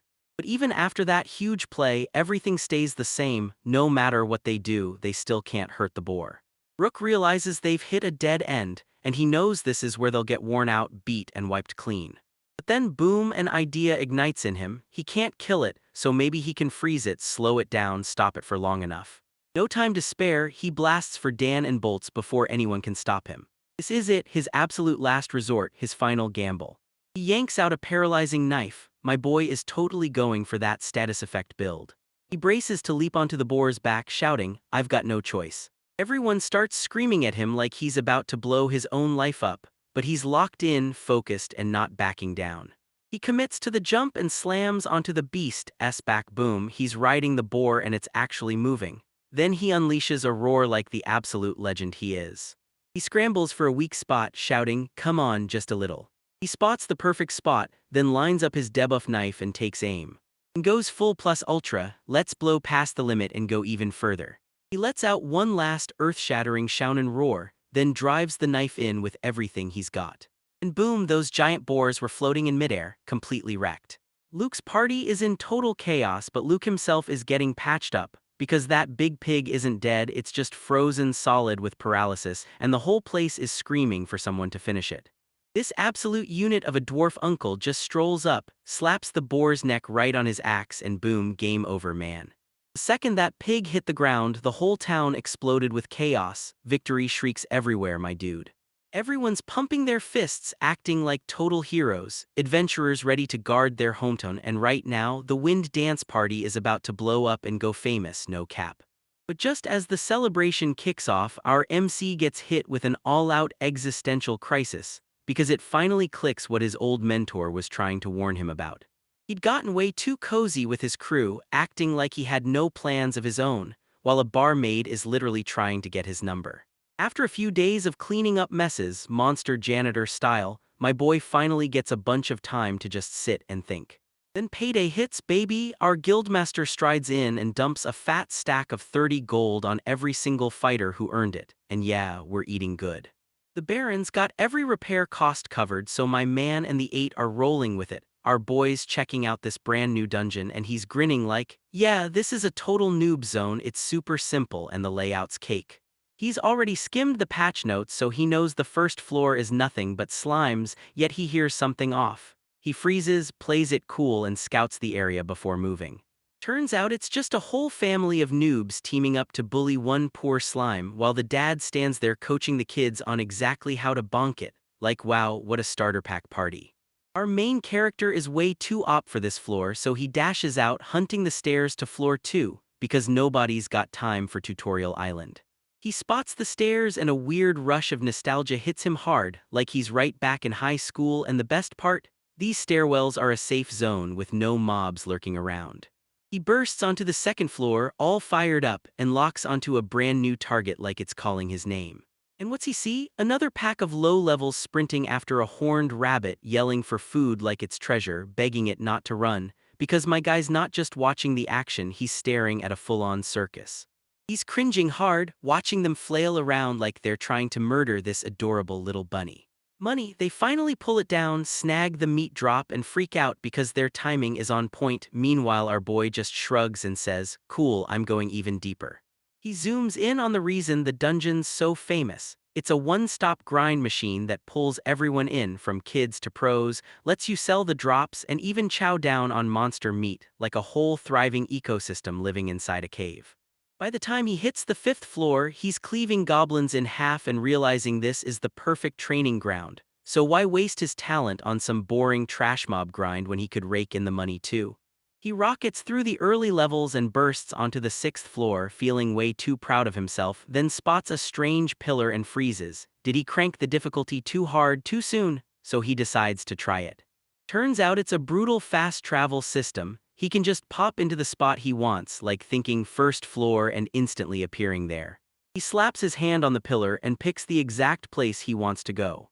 And bam, he's teleported in a blink instantly. My dude is totally wrecked like, wait, is this even real? He confirms he's back on floor 1, right by the entrance like he never left. And our boy straight up loses it, screaming in pure fanboy bliss over those classic ice guy mechanics. This is peak gaming for him. He starts mashing the teleport pillar over and over, like a kid who just got a brand new toy. Other adventurers are staring him down, whispering like, yo, that newbie's freaking out over the teleporter, and he's gotta chill, like, right now. After that little meltdown, he has to choose, grind for more power or ditch the grind and hunt down the maps for the next floors. He makes the smart call, hustling to the guild to copy maps and snatch an early dinner. Then it's straight back to business on the 6th floor, because it's crawling with forest wolves and he's already sick of the sight, but sure, the fur pays. Now he's so damn strong that with one clean spear thrust, he just one-shots them. Best part, dungeon monsters don't leave a mess, so he stays spotless and fresh while his backpack bulges with loot. Alright, let's clear this floor, then we're gone to the next one. He rockets up to the 7th floor and instantly feels the difficulty spike punch him in the face. Slick new layouts blow his mind, and tougher enemies start swarming in. Dude shoves his way out of a busted cop map, but the place is a full-on labyrinth. Every hallway looks identical. He goes full gamer mode, chalking the walls like a pro so he never gets turned around, old-school tactics all the way, and it's a win. He finally realizes that even with a map in hand, getting around this place is pure misery. Suddenly, double trouble. A forest wolf and a cobbled brute both lunge at him from 2 angles at once, and he knows if their hits land clean, he's done for. He charges for a first strike win and wipes out the wolf before it even gets started. He ducks the cobbles as the club whips past his head. It lands the perfect counterblow, straight up skewering the whole thing like a shish kebab. That job's racked up 10 tag teams he's crushed. Now he's on fire, thanking the goddess like her blessing just fueled him. He follows the chalk trails and snaps right back onto the main path. He spirals over the monster AI, stuck on one terrifying thought: do different species sync up their attacks? Bro, you're in a dungeon, stop theorizing and just kill everything. He's treating it like some kind of video game, eyes darting, terrified of traps and ceiling spikes like they're seconds from dropping. After grinding for what felt like forever, he finally drags himself to the 11th floor, totally wrecked, and admits he totally misjudged those mid-tier floors, then decides to turn around and rest right after he's done with his haul of fur. He can't hawk monster parts at the guild, so he scrambles to a street stall right outside the dungeon. He strides up to the vendor, ready to unload his loot for cash. He's blown away by how spotless the pelts are, and our MC's Purify skill did all the heavy lifting. So he slaps down an offer of 7 silver for just 4 of them, and yeah, that's a ridiculously good deal. He slams into the inn, stunned, because this adventure is way harsher than he ever imagined. The very next morning, he hawks his magic stones, hunts down intel on floor 12, and then barrels straight back in. Back on the 11th floor, he clocks it, this spot feels way better suited for his level right now. He decides to take it easy today instead of speedrunning around like a total maniac. But hold up, this dungeon just exploded with people and the lights are blindingly bright. What the heck is happening? You overhear a few adventurers chatting and it all clicks in your head. Apparently there was an orc farming event on floor 13 just yesterday. He remembers some old intel. Orcs and desert cows spawn on these floors and orc meat is pure gold, so if you want to get rich you'd better camp the perfect grind spot. He climbs to the 12th floor telling himself he'll take it easy, then it hits him. It's just as easy as yesterday, so he can't stop pushing forward. He's setting his sights on wiping out every floor all the way up to the 16th, but he can feel something nasty lurking there, the kind even the local foodies refuse to touch. Right as he thinks that, something huge barrels out of the darkness like a nightmare with legs. It's this enormous desert cow, and it looks absolutely livid. This four-legged, cow-shaped monster, our boy clocks it instantly as a desert cow, so charging straight at it is the worst move you could possibly make. He lunges in with a spear thrust, but it just slams back asterisk, bouncing off with zero effect. The cow snaps around for round 2, and he realizes right then, going for the heart is way too dangerous. Plan B time, he grips his magic and whips up a glowing light ball. But this cow's got insane reflexes. She dodges that spell like she saw it coming, and honestly it hits so hard because even bro didn't see it coming. A light bulb thwacks the wall and instantly boom, the cow eats the slick floor in the funniest slapstick wipeout ever. And he faceplants so violently his brains blow out across our MC. Yua yelps in pure disgust as he scrambles to purify himself the second before the gore vanishes. When the monster's body disappears, a weird, jiggly white blob just plops there like it didn't know how to vanish cleanly. He pokes it and bam, it smells like milk because it's literally a bag of milk straight from the desert cow, and he even goes for a taste, the absolute madman. He keeps pushing through the grind, blazing through floors 13 to 15, only to find they're weirdly, shockingly empty. Finally, on the 15th floor, he spots his target. An orc finally ate, and now our boy is in a bookstore. Then he spots a top-tier elf waifu posted right at the dungeon entrance, and yeah, my man is down bad instantly. He rolls in like, yo, you can go ahead, nodding at the book she's been eyeing, then hits her with that smooth line like, smooth my guy, real smooth. She's like, oh thanks, and snatches the book right up. Then she barges right into his personal space, and my dude's brain just faceplants, blue screening like a broken computer. She locks eyes with him and his face erupts, blushing harder than a tomato. Then he freaks out and blurts, sorry, never mind, I was mistaken. Bro, you dropped the bag so bad. And just like that, she's vanished, poof. He's stuck there, fuming as he hurls calls, thinking he'd finally charm her, but his social skills are completely wrecked. He tells himself, hey, meeting an elf is a win, then forces his head back on straight and hammers into his real mission, hunting down the grimoire. And would you look at that, RNG finally smiles on him. He stumbles on the sacred Holy Wind grimoire and suddenly he's convinced that Elf wasn't just lucky, she was a real goddess of good fortune. He bolts outside, staring at the Holy Wind grimoire's title like, what kind of insane skill is this? Bro, the first thing on my man's mind is, wait, can I use this thing like a portable AC to blast hot and cold air? Like chill, he's got real magic, not some Dyson. So yeah, he rushes to test it right back at the inn. All at once, a massive uproar erupts outside the local church. Everyone's crowding in like they're about to watch something big, but this isn't a party at all, the mood is way too intense. There's this guy on his knees begging God to bless his last weapon, while the entire crowd screams for him like it's the moment of a lifetime. He smashes his palms together and yells as his armor surges stronger. Right on the church steps, the guy is risking everything to crank up a deadly weapon enhancement. The moment the sword ignites with a blinding glow, the whole room goes silent. Everybody holds their breath because it's happening right now. And it explodes into dust, total devastation. Big L dude is wrecked, choking back tears as he realizes 5 years of his adventure life just got wiped out in an instant. Our MC just stands on the sidelines like, dude, are you seriously making this bigger than it needs to be? A priest rolls up and asks our boy if he's next for the gear-bricking ceremony, and our dude's like, nah, fam, I'm just rubbernecking. The priest leans in and flat out says all this strengthening stuff is nothing but a superstition.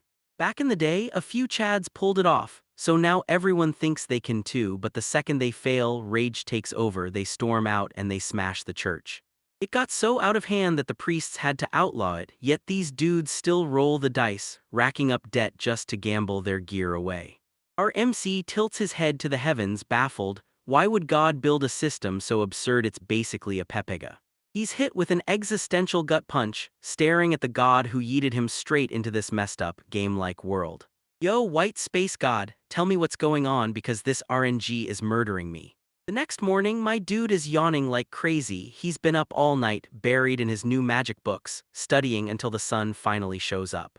Turns out the grimoire he stumbled upon is way more than a lucky find. It teaches him exactly how to cure poison and paralysis. But that poor guy's sword turning to ash is burned into his mind. He can't shake it because the danger is just too high. He's digging through the world's lore, linking every clue about the church, and why these enhancements keep exploding into failure. Even so, it still feels weird, like something's not adding up. Screw that, no time to waste. Back to the grind, and I'm heading straight for the dungeon's 16th floor. This floor feels completely cursed, dark, gloomy, and suffocating, and my guy can actually feel the air getting colder. Quick lore drop: levels 10 to 18 are crawling with undead, then levels 19 to 20 hit you with ghosts, and yeah, spooky season is in full blast. He yanks out his map and it screams a warning about floor traps and poison needles, and yeah, he's totally spooked.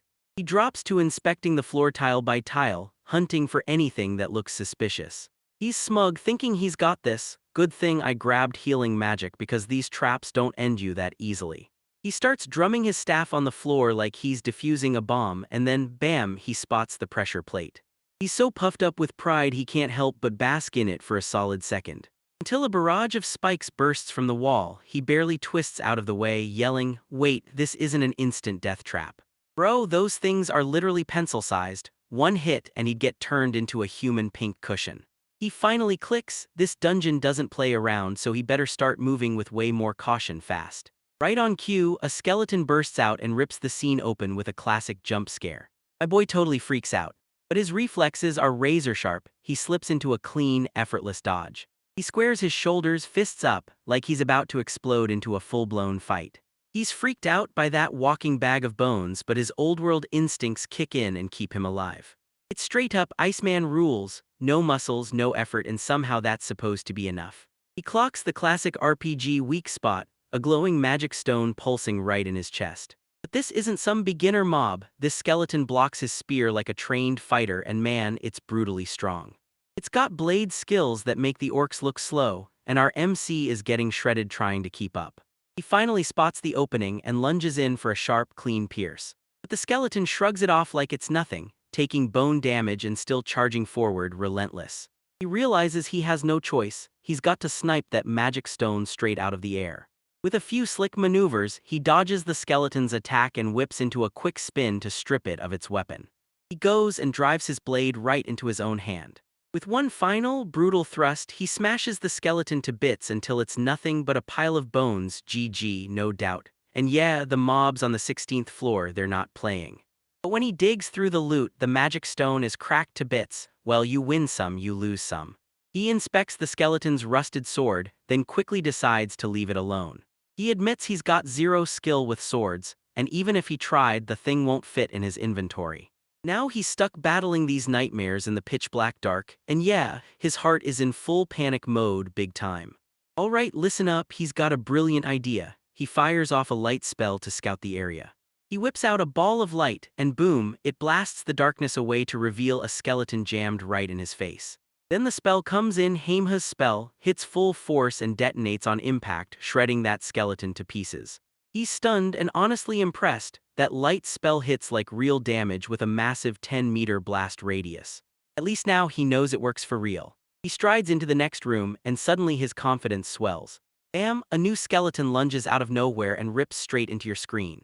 Dude, this is a real haunted house, he screams, fumbling to fire up his holy light spell this time. Skeleton just stares him down, totally stone cold and unmoved. The spell sputters out with a pathetic fizzle, then nothing happens. Absolute total dud. He sinks into his chair, crushed, realizing the jump scares hit harder than any fight. He even cracks out his brand new Holy Wind spell, but listen bro, you can't heal the dead. He snatches a quick snack and bolts for the toilet, replaying the humiliating moment he tried those spells, and they just failed him. He hits a fork in the road, frozen for a second, not knowing which path will lead him forward. He barely swerves out of the next trap. This one was painfully close to ending him. Then boom, out of nowhere, an orc steps in, gripping the very sword that was hiding among the skeletons he crushed earlier. Taking down a weapon-wielding orc is way harder than mowing down a mindless skeleton. After that brutal brawl, his holy light spell finally surges to the next level. He's actually making real progress now. Feeling totally hyped, he bursts forward and tries a brand new move on the next skeleton, Purify.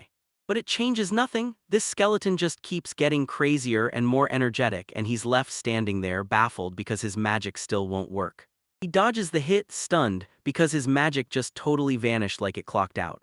He closes the distance and goes for the purification, again, and this time the skeleton explodes into holy flames. He finally realizes it. The spell only kicks on when you're right up close, which is brutal for a fight. But hold up, wait until you hear this. It just dropped a grimoire. Alright, let's go. It's the Sacred Magic Holy Fire Grimoire. Legend says it's the key, and he's on a mission to collect every last one. He spots a secure hiding place and rips open his new toy for a test run. He bellows holy fire, and a tiny white flame ignites in his hand. He was waiting for a huge fireball, then this thing just drifts there in midair and total confusion hits him like a brick. Then it rips into the air and starts flying on its own.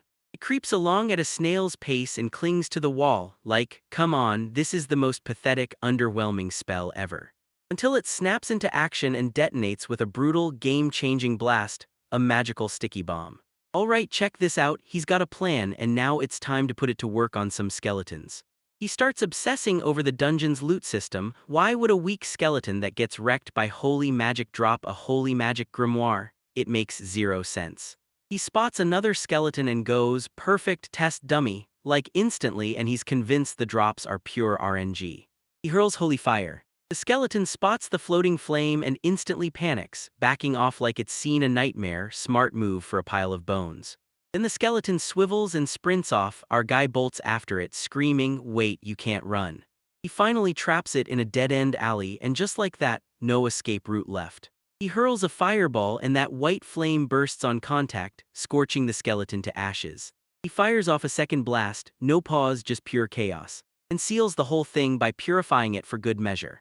The strategy hits perfectly. Oh wait, you gotta see this. Another grimoire drops on the spot and the RNG is completely unhinged today. But wait, this one's pitch black and it screams danger in the loudest way possible. So the boys crack open this brand new drop, a grimoire branded Fire of Chaos. His gamer brain flashes, oh no, chaos like it's an RPG. That's the complete opposite of a good big brain moment, right? So yeah, demons on the dark side and my dude's totally piecing it together like, wait, this is real, and then boom, edgelord magic starts making horrifying sense. And he's like, hold up, I remember those races I saw on the character screen, the Quarter Devils, and they had chaos powers. So if holy magic crawls out of the holy realm, chaos magic has to be its dark evil twin from the chaos realm. Yeah, Sherlock Holmes vibes, right? He drags his brand new, massive discovery out into the streets and unleashes it on the town. But the second he tries to get it appraised, the shopkeeper lady shuts him down. Nah, we don't buy trash for your grimoires, and calls it defective and worthless, straight up brutal. Oof. These busted books are so useless they might as well be firewood, Elmo. But nah, he's not buying that. If holy magic exists, then chaos magic has to be out there too. It's just been trapped in someone's memory. He ducks into a tavern to think things through, grabs a bowl of stewed rabbit and broods like, somebody out there has to be desperate enough to tap into that chaos power. Then my man leans back, slow sips his ale and drops this deep question. Is this chaos just some god moving pieces like pawns, or are they straight up just vibing? Bro's drowning in deep thoughts, but he still has zero clue what the hell is going on in this world. But whatever, why stress over questions I can't answer? Now it's time to lock in, hit the grind, and level up his new spell, Holy Fire. He spots the catgirl waifu and flags her down for a refill. Usual please, he says, smooth as silk. Then bam, plot twist, the elf lady from the bookstore strolls in with a snack, tells him it's gonna take a while, and he's like, ah, I knew it, but bro, you did. She's just chowing down, looking ridiculously cute the whole time. Bro's so painfully awkward like, hello there, trying and failing to sound smooth. She remembers him at once, the same guy who bought the book, only our MC is just relieved he wasn't totally invisible. She leans in and asks him how that spirit magic book actually played out. Then she straight up grabs him and dares him to spill everything over a drink. Let's go.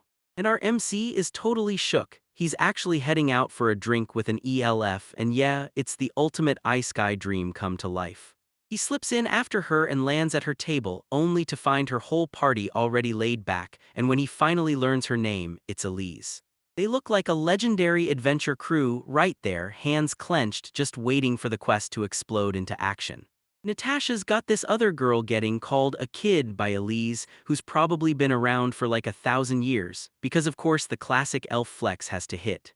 The big guy at the table jabs his finger at our MC and blurts, "So what's the deal with that kid?" Then some loudmouth starts losing his mind like, Eris would hook up with a kid anywhere. Bro, what? Meanwhile our MC is just trying to keep from getting vaporized. Finally, we get real intros meet Rook, the boy in the spotlight. Then there's Elise, Natasha, and the crew. Raidas is the loudmouth who steals the air, and Roja's the leader who keeps everyone moving. And just like that, boom, it's party time, cheers, clinking glasses. And right as the conversation dives into that book, Elise just unleashes a savage truth bomb. Yeah, that book's trash, she says, and the author isn't even an elf. Gatekeeping, that's level 100.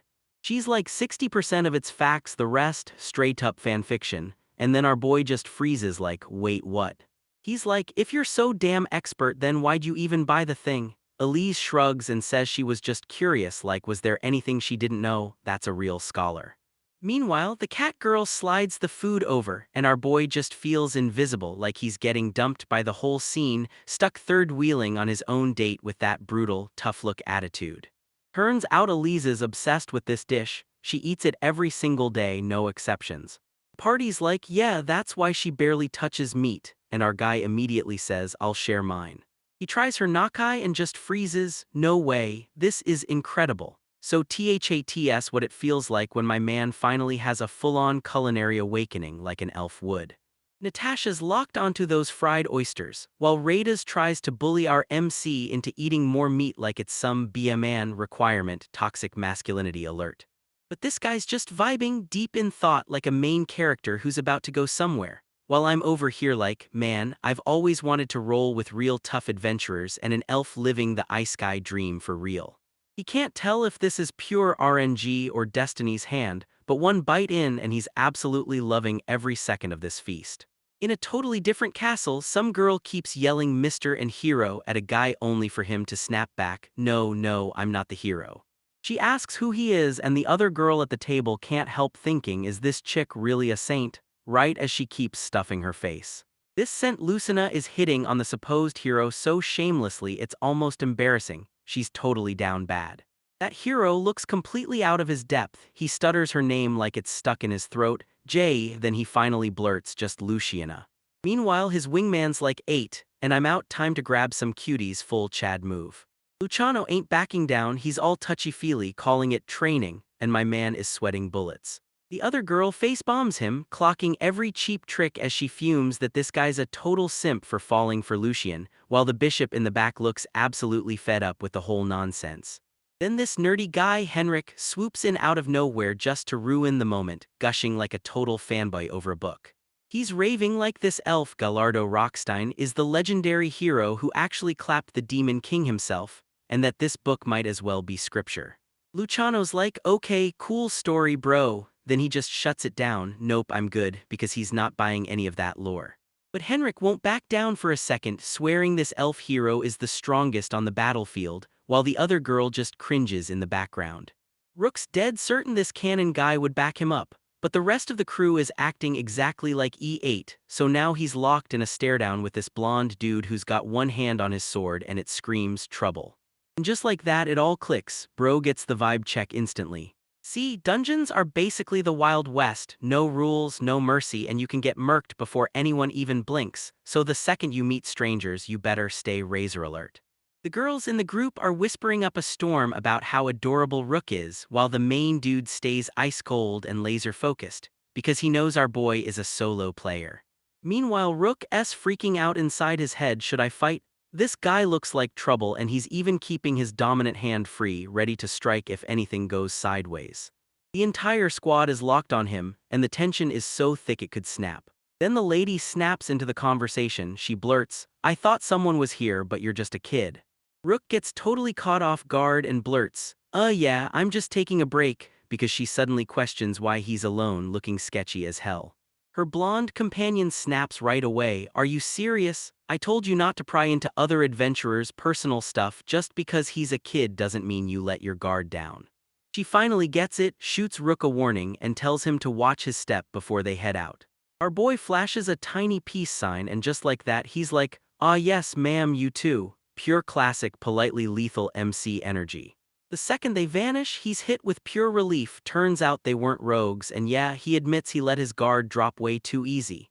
That guy kept shooting him the side eye the whole time, but even with Rook staring straight at him, they couldn't even spot him. Guess his stealth skills really did the job.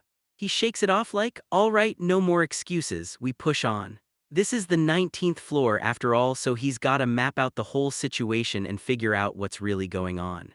The air feels way more brutal than before, and if he misplaces that map, he's finished for good. The air is so cold it feels like the world froze in place, and he can't help but wonder if ghosts are the reason. Suddenly, bam, a freaking skeleton jumps out and lunges at him, and he can't even believe it because he was already scared this whole time without noticing. "But my guy is a pro now, alright, same as usual," he says. Then he actually looks relieved to spot a skeleton. And you're like, okay, so what's he gonna do next?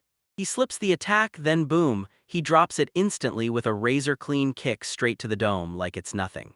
He drops into a seat, counting the loot, and smirks. Sure, they're well-equipped or not, their whole plan gets wiped out right here, and yep, I've got the 19th floor. Then a sound rips down the hallway and he clocks it instantly. Yeah, it's probably that party he just met. Turns out the go-to game plan for floors 19 and 20 is to full-on sprint past everything straight to the transfer device on the 21st. Because the only things lurking there are ghosts and skeletons, and the loot drops are total trash, just worthless garbage tier. But our boy is a legit level-up grinder and full-on game researcher. He's not touching that cheesy speedrun life. He's here to clear this floor the right way for real. A chilling hee-hee cackle slithers into his ears, and he can't help but wonder, could it be a ghost? You bet it is. This massive, spooky ghost just phases through the air right in front of him. He freezes for a split second and pure terror slams into him. The ghost slips right through him like a cold knife, and suddenly it feels like it's draining his life. Bro's losing it, screaming his head off. Oh crap, yep, it's a ghost, and it's latched onto him in a chokehold from the inside, and it's draining him dry. He taps into his inner paladin, then blasts out his ultimate anti-spook technique, spawning a blazing ball of light. Holy power blasts the ghost into nothing, utterly annihilating it. Rook crumpled to the ground, hacking like his lungs were on fire, because that escape was terrifyingly close. Man, that was brutal. Then he snaps his head up and spots the ghost drop a magic stone, and suddenly it clicks. His holy light spell finally works. He's still trembling from that encounter, and honestly, no wonder other adventurers avoid this floor. I don't want to mess with ghosts either. He's completely freaked out, but at least he walked away with a magic stone. Hold up, this stone's way darker than normal. What if it's a rare drop from a magic crystal? If so, that thing is probably insanely expensive. He's already weighing turning back, then the image hits him of Elise and Natasha laughing in his face, and he can't let that happen. Pride won't let him. He flips through his dungeon manual hunting for ghost info, but the drawings are so awful they don't teach him anything, they just creep him out. It's nothing but a pathetic little ghost scribble, pretty much useless trash. He's like, maybe I should write a better guide for everyone, and the moment that creepy hee-hee hits, he freezes, then realizes the ghost may be following the exact tactic from the strategy he just heard, and it might be his only shot. But not this time. He snaps around, spots that creepy voice at his back, and shouts, "Ball of light." The ghost behind him detonates in an instant. All right, it worked.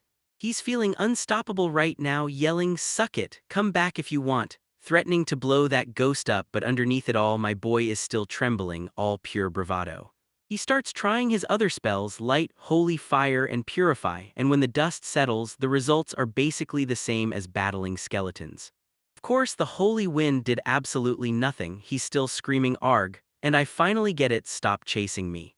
After farming for a bit, he finally reaches the transfer device, and since nothing spawns near it, he lets out a breath and relaxes.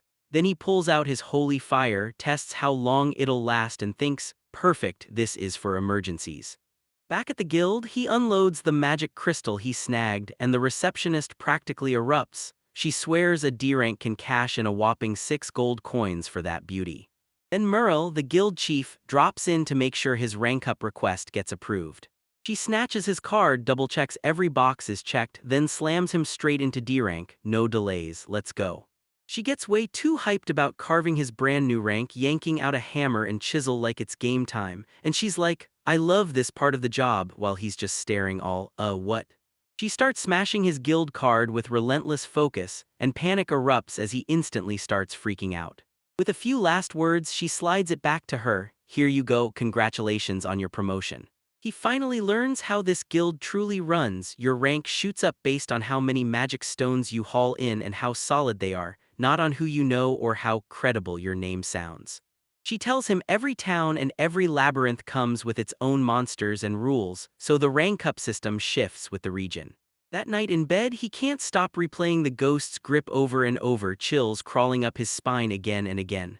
But now he's got a mission. Elm is the perfect spot to farm magic crystals and level up fast.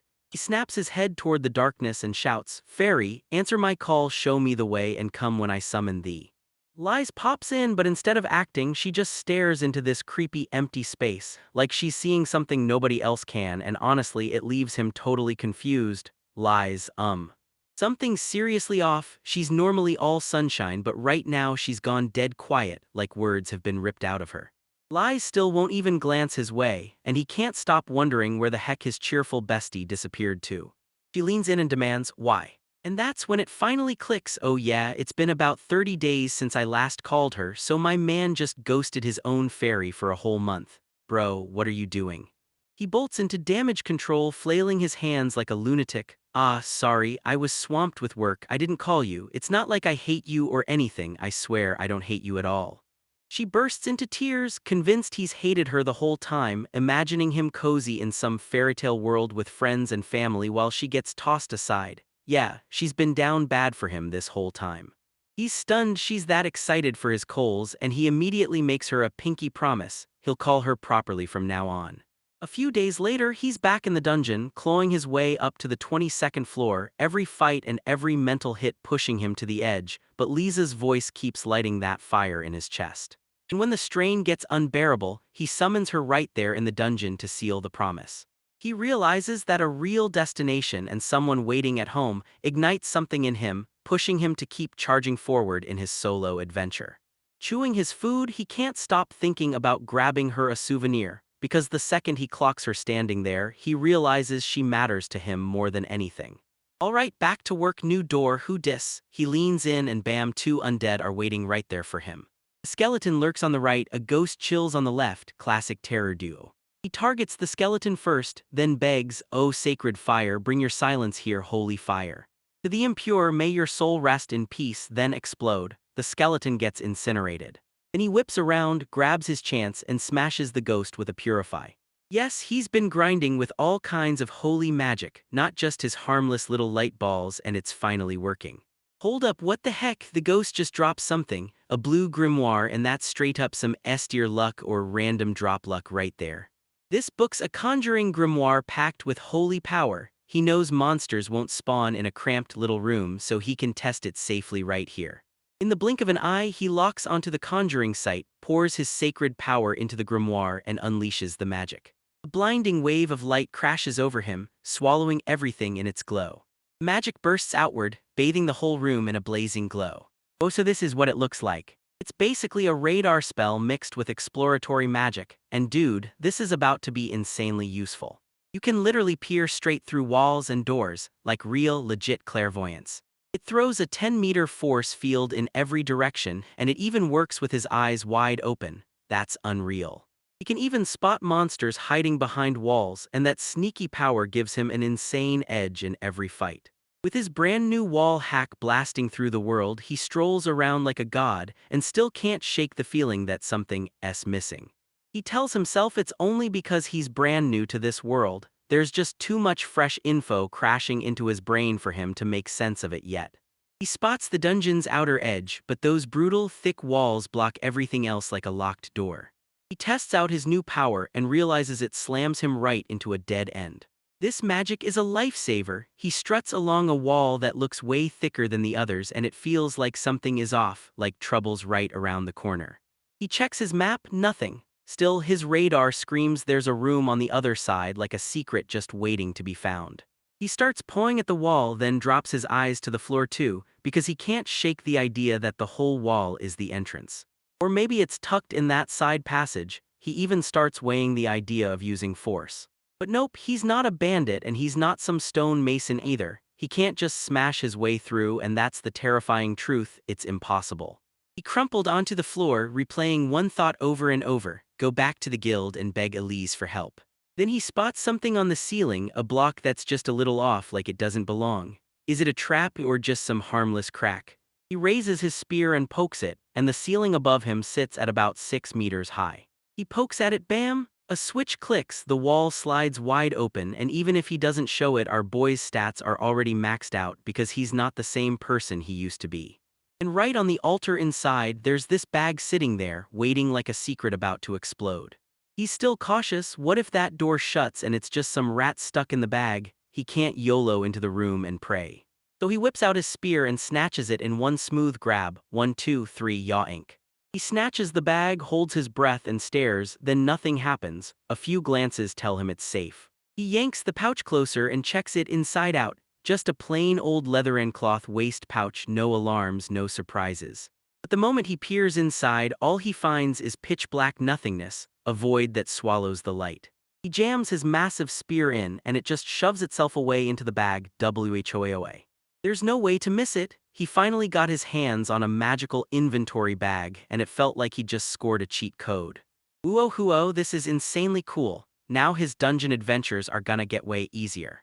He decides to stash it for now and come back later to look at it the right way at the end.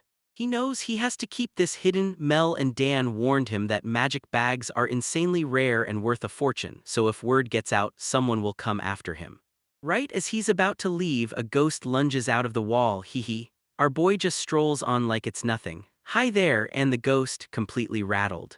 That conjuring location spell is straight up *2 op ***. Now he can track ghosts slipping through the walls and purge them clean, and yeah, another one bites the dust.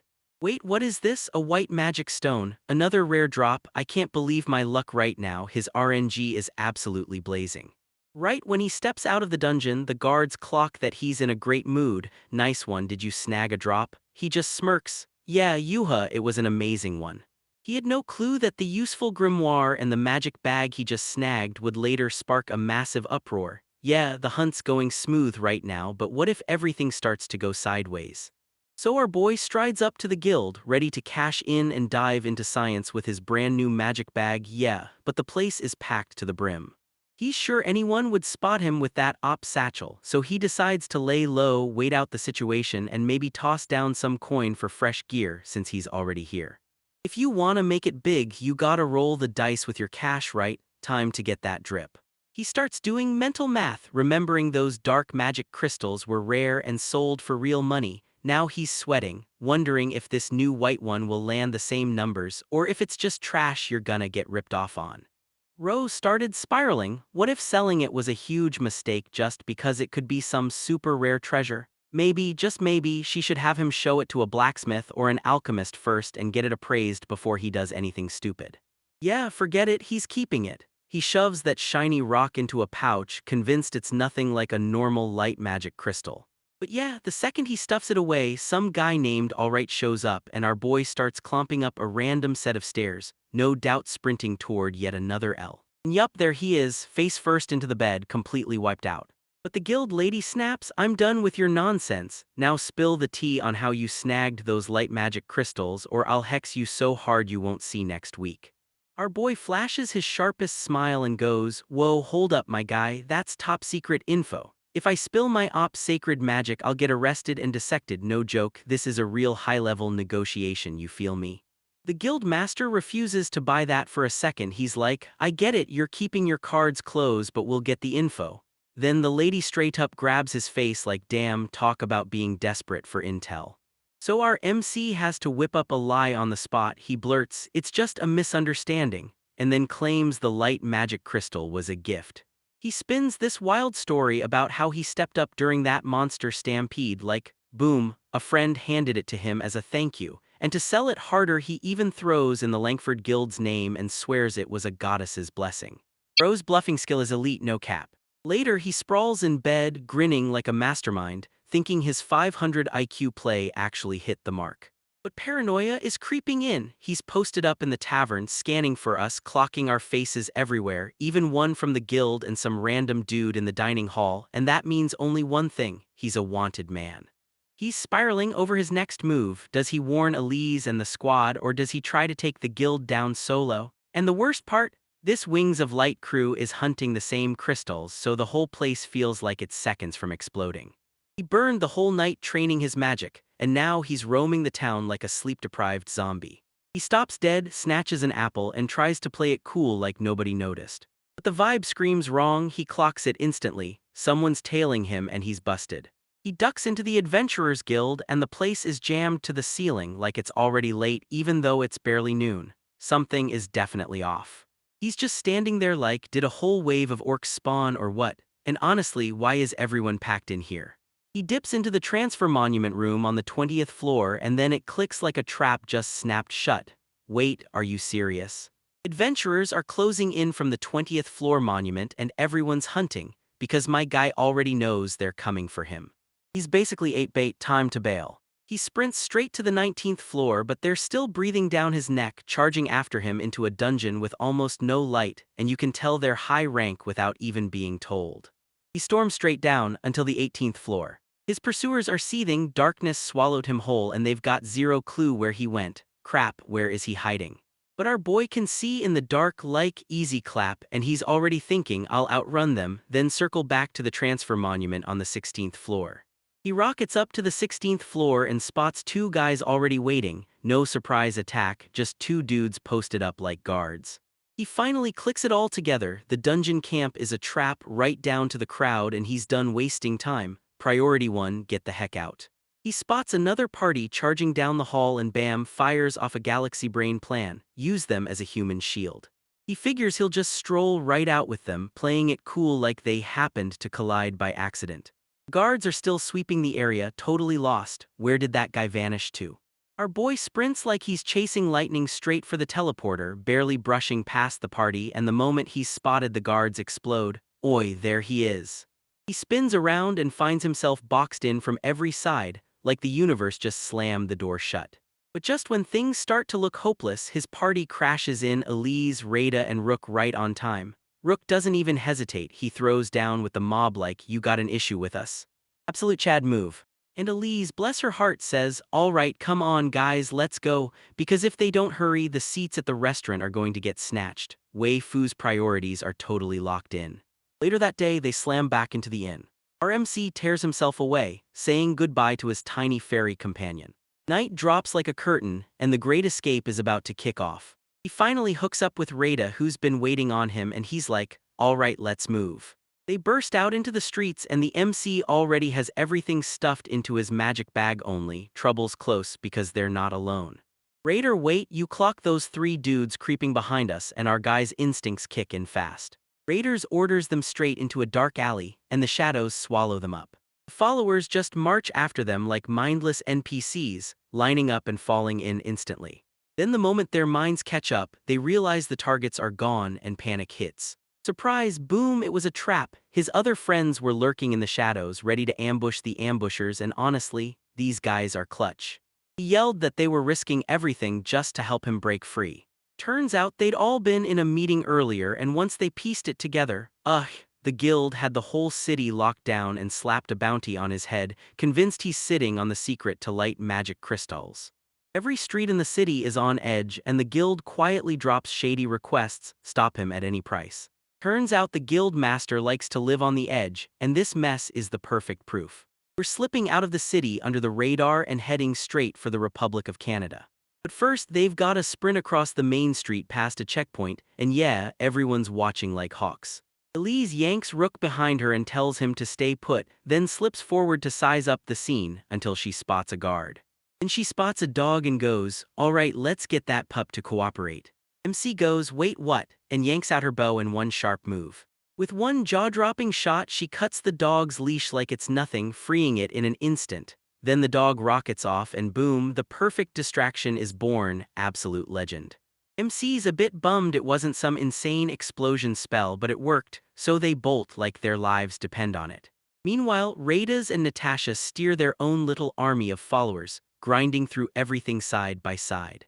They spot two more ambushers slipping around like cowards, and it's so obvious it's pathetic.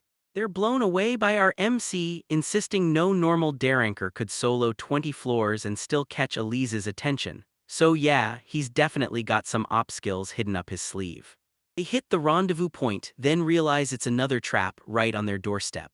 A whole mob of goons is lined up, ready to swarm them. Raid smirks like a loaded weapon, so tell me you wanna throw down with him and play for a while. Our MC is back and worry gnaws at him because his friends are on his mind. Elise snaps at him that these friendly guys could be acting sweet just to rip his secrets right out from under him. It throws him right back to those fairy lies because they slipped him a cryptic hint about all of this. He snaps back to those fairy tales, clinging to every cryptic riddle she ever whispered. That one with the pig, it was all about a giant boar stampede like chaos on four legs. And the one about rain, yep, she meant it literally because it starts raining. Okay, so maybe she's not a riddle genius, but he's finally starting to catch on. He finally clicks. She's been dropping hints of the future the whole time, trying to shield him from what's coming. She's basically his magic GPS. When the story gets messy, she keeps him locked on track. He decides on the spot to answer my call and lead me straight to the fairy. He finally spills the truth, even though he's throwing his full trust into her, and that's exactly how the lies start to unfold. This ties right back to his chat with Elise. She grilled him, asking if their followers were only pretending to play nice. She called him out on the spot, claiming he looked totally suspicious the second he saw her light magic crystal. She straight up demands to know if he's hunting for them. The boy flashes another lie and swears he's only trying to learn spirit magic, then claims he needs the crystals to do it. He hits you with huge magic wavelengths brain power, also he can pitch the idea and sell it. Elise snaps at him to shut up on the spot because he just blurted a secret elven technique. Smooth genius. Right here in the present on top of the city wall, there's no choice, they have to climb it. Elise's search magic sputters out, blank nothing, not a trace. But our MC's senses are tuned to max. He instantly clocks one guard crouched and hiding on the rooftop. He jabs a finger at the guy perched on the chimney, and Elise is absolutely stunned because her magic just flat out failed. She decided to fire a black arrow as a total distraction. Reckless, yeah, but they had zero other moves left. Both of them brace like disaster is about to hit any second. Boom, an enormous explosion tears through downtown, and the sheer luck hits like an RNG blessing. The rooftop guard's eyes snag for a split second, and MC knows this is their one shot. If he'd really follow me like it's no big deal, then he'll do it for real. They book it, and holy crap, Elise is hauling ass. They clamber up the wall and slip over without a single soul noticing. All right, move out. On the far side, they're staring in shock, trying to figure out what that blast even was, because MC is seriously praying his friends didn't just wipe out a whole city block for his sake. He figures Raiders and Natasha are on a whole different level, and he's betting they caused the whole thing just to pull attention away, so they grab their rope and get ready to roll out by carriage. But something's off. Roja isn't in their ride, and my gut screams this is just another trap. His search magic suddenly pings back, except it's not a person at all. Something massive and deadly prowls the deep woods, a wolf that's been lurking in the shadows. Bam, right from the ambush, an arrow volley tears through the air and Elise gets slammed by the hit.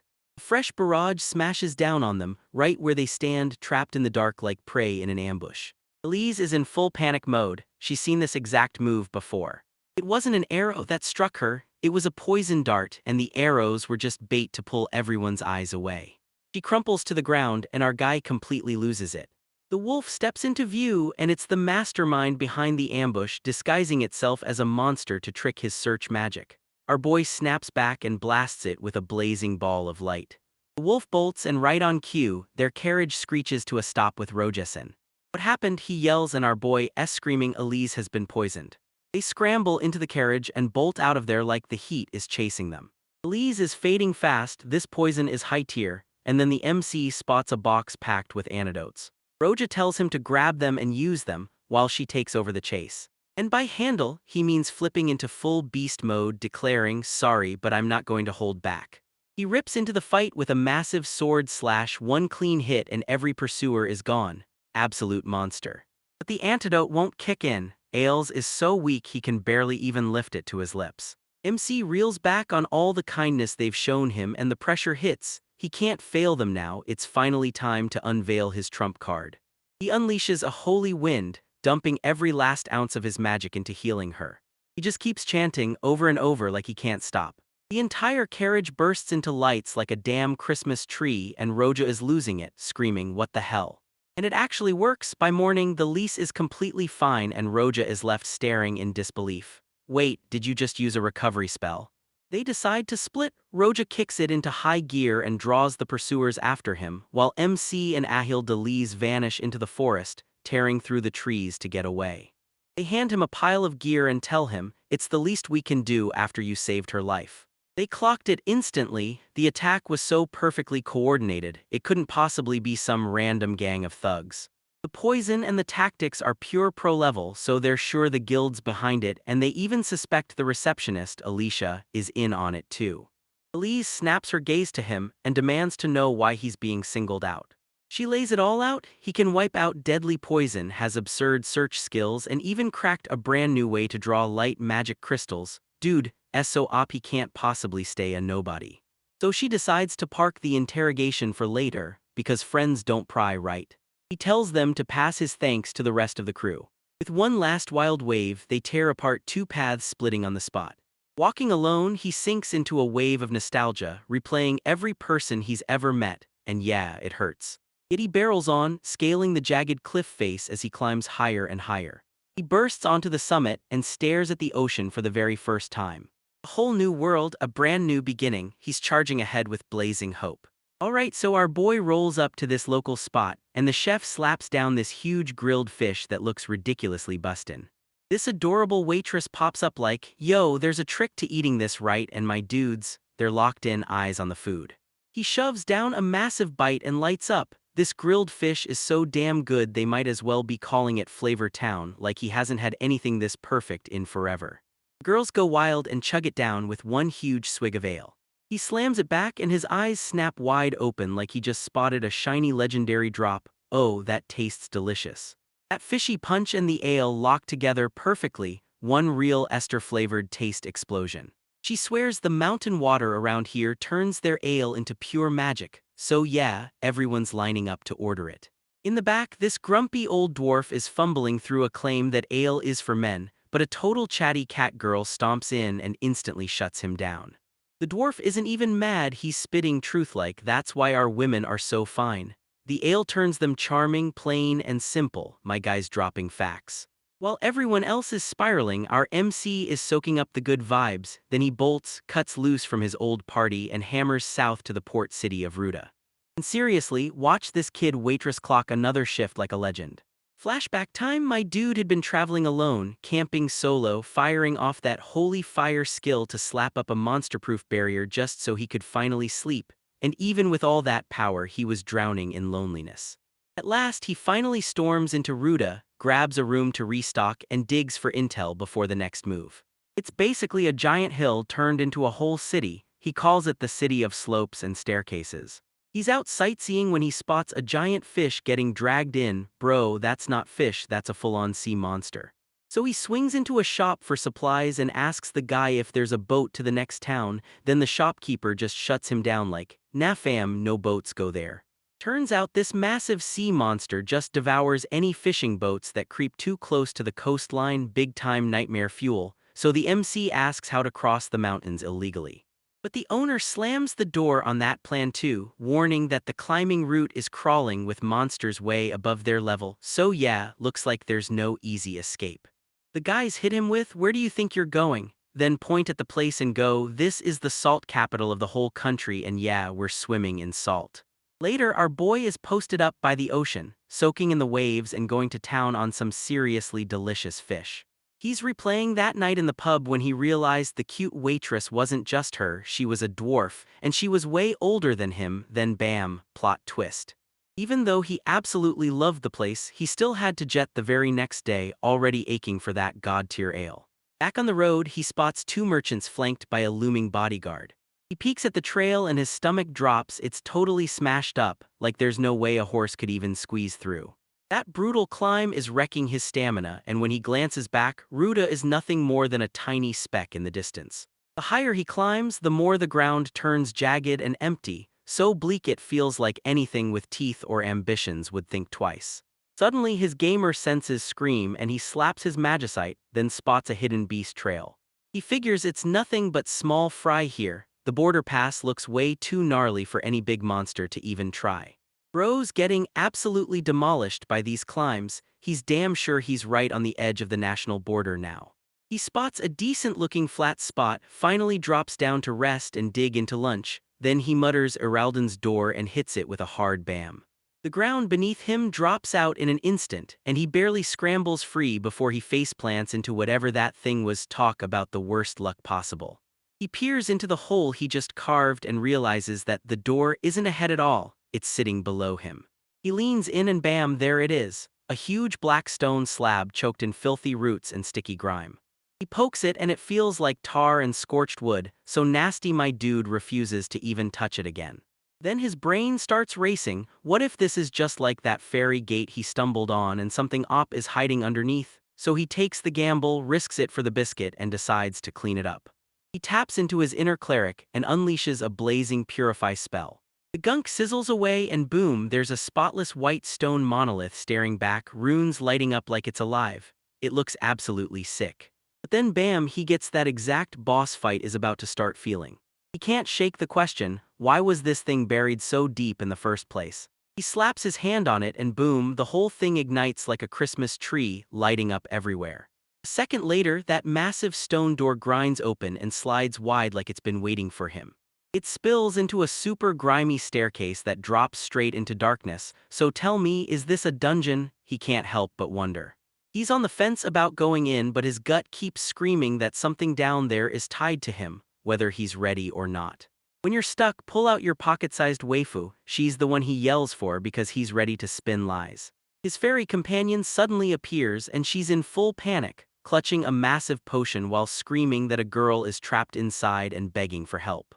MC is like, whoa, hold up, wait, who's in there? Lies snaps back and swears they're hurting all by themselves, but the MC still can't shake the fear of that nasty mold. But he's completely down bad for his fairy friend, so the moment she pleads, he folds and can't refuse. Lies flashes a grin, shoves the potion into his hands, and hypes him up right on the spot. It's a gift from the elders, and before he can even open his mouth to ask what it does, asterisk poof, she's gone. Now it's official, he's all in. The stone's mystery, that nasty black mold, and Lisa's quest have his whole spirit buzzing. He barrels down the stairs and the black gunk thickens with every step until it feels downright nasty. He decides to save his MP, so he only purifies what's right in his way, then he blitzes through everything else. He keeps rolling forward when bam, he spots a puddle of that black stuff just sitting there, staring him in the face. And just like that, the puddle starts squirming and moving on its own.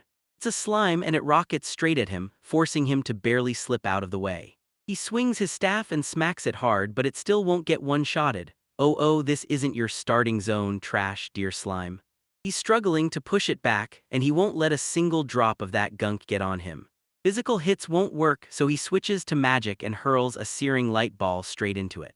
And just like that, the slime sizzles away. He staggers, coughs hard, and prays he didn't breathe in a single drop of that toxic goo. The slime drops a dark magic crystal and he clocks it at D-rank power, realizing this slime wasn't messing around for a second. For the next 2 hours he grinds through wave after wave of souped-up slimes, hacking them down while he stacks up a sweet pile of magic crystals. Finally he hits a dead end, after everything he just pushed through, no less. But he activates his magic sight and bam, he spots a massive empty chamber hiding right behind the wall, the unmistakable entrance to a classic hidden passage. He assumes that wall is plastered with that black goo, so he braces himself to unleash a full purification. After he finishes scrubbing it clean, he spots a handle. Shoving gets him nowhere and sliding fails too, so he finally grips on and yanks, hoping that's the trick. Bingo bam, the door slides open like it was waiting for him. He leans in and spots a colossal wrecked chamber staring back at him. It looks like an ancient auditorium, crushed, fallen, and stuck in time. He notices a strange black crystal sprouting from the wall, then chips off a chunk on the spot to study later. Then his eyes land on a statue caked in black gunk. Yeah, it's cleansed time again. The moment it's purified, he spots it at once. That statue is the supreme deity of this world, Teslasia. He finally clicks. This massive underground complex isn't some secret lair at all, it's a church. This hammers him with PTSD flashbacks to the silly god of reincarnation who ice-kicked him. Yeah, he decides he's gotta slam through Lisa's quest right now and get the hell out of here, like yesterday. He's standing at a crossroads and this place screams back entrance or emergency exit the moment he steps in. He cuts through the whole thing and charges straight ahead, convinced the church layout is too simple to mess up. Then his inner gamer snaps the controller in his head. Every side room is a must-check, loot or else, like it's a compulsion he can't ignore. He kicks off the room's purification, then instantly realizes it's devouring a massive chunk of his mana. So yeah, this is shaping up to be a brutally long day. He sketches out a map and the moment he counts the rooms, he realizes this loot run is about to drain him dry. Then boom, galaxy brain mode. He figures out he can squeeze his magic sight into a tiny, ruthless radius to see through anything like X-ray vision. He crushes every ounce of his magic into a tight 1-meter sphere that blooms around him. And somehow, he can see clean through the furniture like it's nothing. With this new hack's power, he blasts into a loot-finding speedrun, ripping open hidden stashes tucked under beds and buried inside the walls. He rips open the stash and finds a mountain of spell books plus a pile of cash, and then it hits. Every spell is either for some other element or way above his level, so his hopes just get crushed. He decides to hunker down for the night in that room, now stripped clean and picked over. Before he even settles in, he flings his magic sight wide and sweeps the whole area, hunting for anything that moves. And what he sees, it sends his blood running cold. Massive, terrifying monsters are prowling the halls right outside his safe zone. Looks like they're getting blocked at every turn in this section, and yeah, my guy's absolutely not sleeping tonight. Then he spots the main event, bam! A towering 10-meter tall black slime and the final boss has finally arrived. He instantly realizes he's got zero chance. Those menace slimes were already brutal and this thing would absolutely crush him. He reminds himself of the mission, grab the girl and get her out, not slug it out with the final boss, and the only priority that matters is finding a way to escape. With his magic sight, he maps the whole place, and boom, this entire church is sitting inside a giant cave about 30 meters tall. He clocks a corridor choked with debris, but there's a tight gap he can force himself through, straight into a central temple area packed with more buildings and maybe, just maybe, an exit. They hatched a fresh stealth plan, slip past the Papa Slime and bolt through the ruins behind the temple to get away. He slips into his solid snake cosplay and tiptoes through the halls like a ghost. So far, that giant slime hasn't clocked him yet. He keeps tiptoeing on his toes, holding his breath so hard he barely dares to make a whisper of noise. But his luck finally runs dry. A giant slime eye pokes out from around the pillar, busted to pieces. The slime flings a giant glob of black goo, sealing the entrance he crawled through. No escape left, his retreat fully shut off. He yanks his lantern into the light, steels himself for a battle he knows he can't possibly survive. He rockets a glowing light ball, attacks straight at his opponent. But the slime just shrugs it off, no burn, no bite, not a single scratch, and that attack is totally worthless. Boss Slime gathers power and charges up a terrifying, massive attack. His path is blocked, his attacks land on nothing, and now our boy is about to get absolutely crushed. So our boy stands face to face with this ginormous glob of goop, and you can tell it's not going to end well. He's absolutely losing it, like totally shook. Then it finally clicks, what the hell is that? Because it's the same black gunk from before and turns out the slime boss has been just blasting landmines all over the path. Nasty. This unit's a monster, zoomies are darting all over and it's just machine gunning ranged attacks and our boy can't even dodge on this garbage terrain. Then he starts counting, spots a 5-second cooldown on its spit attack and my man goes, bet, and boom, there's a real glimmer of hope. He remembers those black slimes spit out dark magic crystals, so now it's time to clench up and go for it. He whips out a holy spear like an exorcist possessed, bellowing, "You're a dark attribute mob just like a skeleton." Then he throws in to the impure, "May your soul rest in peace." Bro really thinks he's living in an anime finale. He rips off a massive purify attack, straight up blasting the enemy with pure blinding light. He's shouting like he's king, so how's that holy spear taste getting purified from the inside out? Big talk from a dude who was just sprinting for his life. But hold up, this slime isn't going down without a fight. It slurps up his spear in his own grip, and even with RMC totally down bad, he snaps into plus ultra mode, screaming purify, unleashing full power. He's fighting with everything he's got, jaw clenched so hard his teeth grind as he swears, "I'm not losing to you." Then boom, a colossal burst of light detonates and obliterates the whole area. When the dust finally clears, our boy is wrecked. "I did it," he gasps, staring at his mangled hand. He can literally see the bone. Oof! Then it's time, an emergency holy light explodes in and starts healing him. He checks his monobar and it's totally empty. He's running on fumes, stuck in place, writhing in pain while he waits for his MP to refill. Then finally he bolts upright and goes, "Ain't time to snatch my loot and get out of here." The slime hacked up this massive light magic crystal and my man is through the roof. Now hold up, what's that? A bonus drop, the RNG's actually on his side for once. Looks like a giant all egg, wait what? He's totally baffled, like did that slime just drop an egg on the low? That's creepy and it makes zero sense. Out of nowhere, a voice inside his head, maybe his fairy waifu blasts, "Holy beastly offend les egg." So yeah, everything suddenly clicks, the thing Lies asked him to do, he saved the mission. Mission accomplished, my dude. He stumbles on a brand new passage, and it's got the eerie look of a sanctuary that got wrecked long ago. He spots a tunnel choked with rubble, and it's the only route that's out of reach for now. Barreling ahead, he stumbles into another tunnel that looks straight out of a busted-up coal mine. With the main entrance obliterated, this is his only escape route. Now he's just praying no high-level mobs decide to spawn on him. To make it even worse, after that boss fight, his spear's durability is basically on life support. Now it's nothing but a broken, pointy stick. His supplies are dwindling fast, and panic is chewing him alive. Suddenly, a creepy sound snaps his attention. "A ghost," my guy breathes. "Nar, sounds like mining, right? But there's someone else down here, and no matter what, his magicite won't do a thing through these thick cave walls." He's stuck debating whether to snuff his light. What if something's lurking like a monster? But what if it's just a person who'll panic when he shows up? The classic gamer dilemma. Then boom, he spots a light blazing up ahead. He tiptoes forward and spots a dwarf up ahead. He whips around and roars, "Yo-ho." MC is totally baffled. He's like, "Yo-ho seems friendly enough, I guess I'll hold back, better than killing you, asshole." A dwarf squints at him and goes, "You look human," and my guy just fires back, "Yeah, I'm human," and they both instantly relax because, oh thank God, they're speaking the same language. Then the dwarf has him pegged as human, so our boy wakes up to find his new dwarf grandpa Brock already at the table with breakfast ready, absolute Chad. Of course, the very first thing Brock spots is that fresh, fluffy creature perched on my guy's shoulder. He's like, "Yo, that ain't a local monster," and our poor MC is already scrambling, trying to crack where this new pet even came from. Then he names it Shin, which is honestly pretty darn cute. Brock instantly gives the name his full approval. But then our boy cracks a joke and says Brock wanted to eat the egg yesterday, and the old man instantly panics, stammering it was just a joke. Like bro was down bad for that omelet for real. Alright, it's dungeon crawling time. Brock tells him they can ditch the masks because this stretch of the cave is poison-free. Bet. That dwarf is a born GPS. He barrels through the dark tunnels like he owns the place.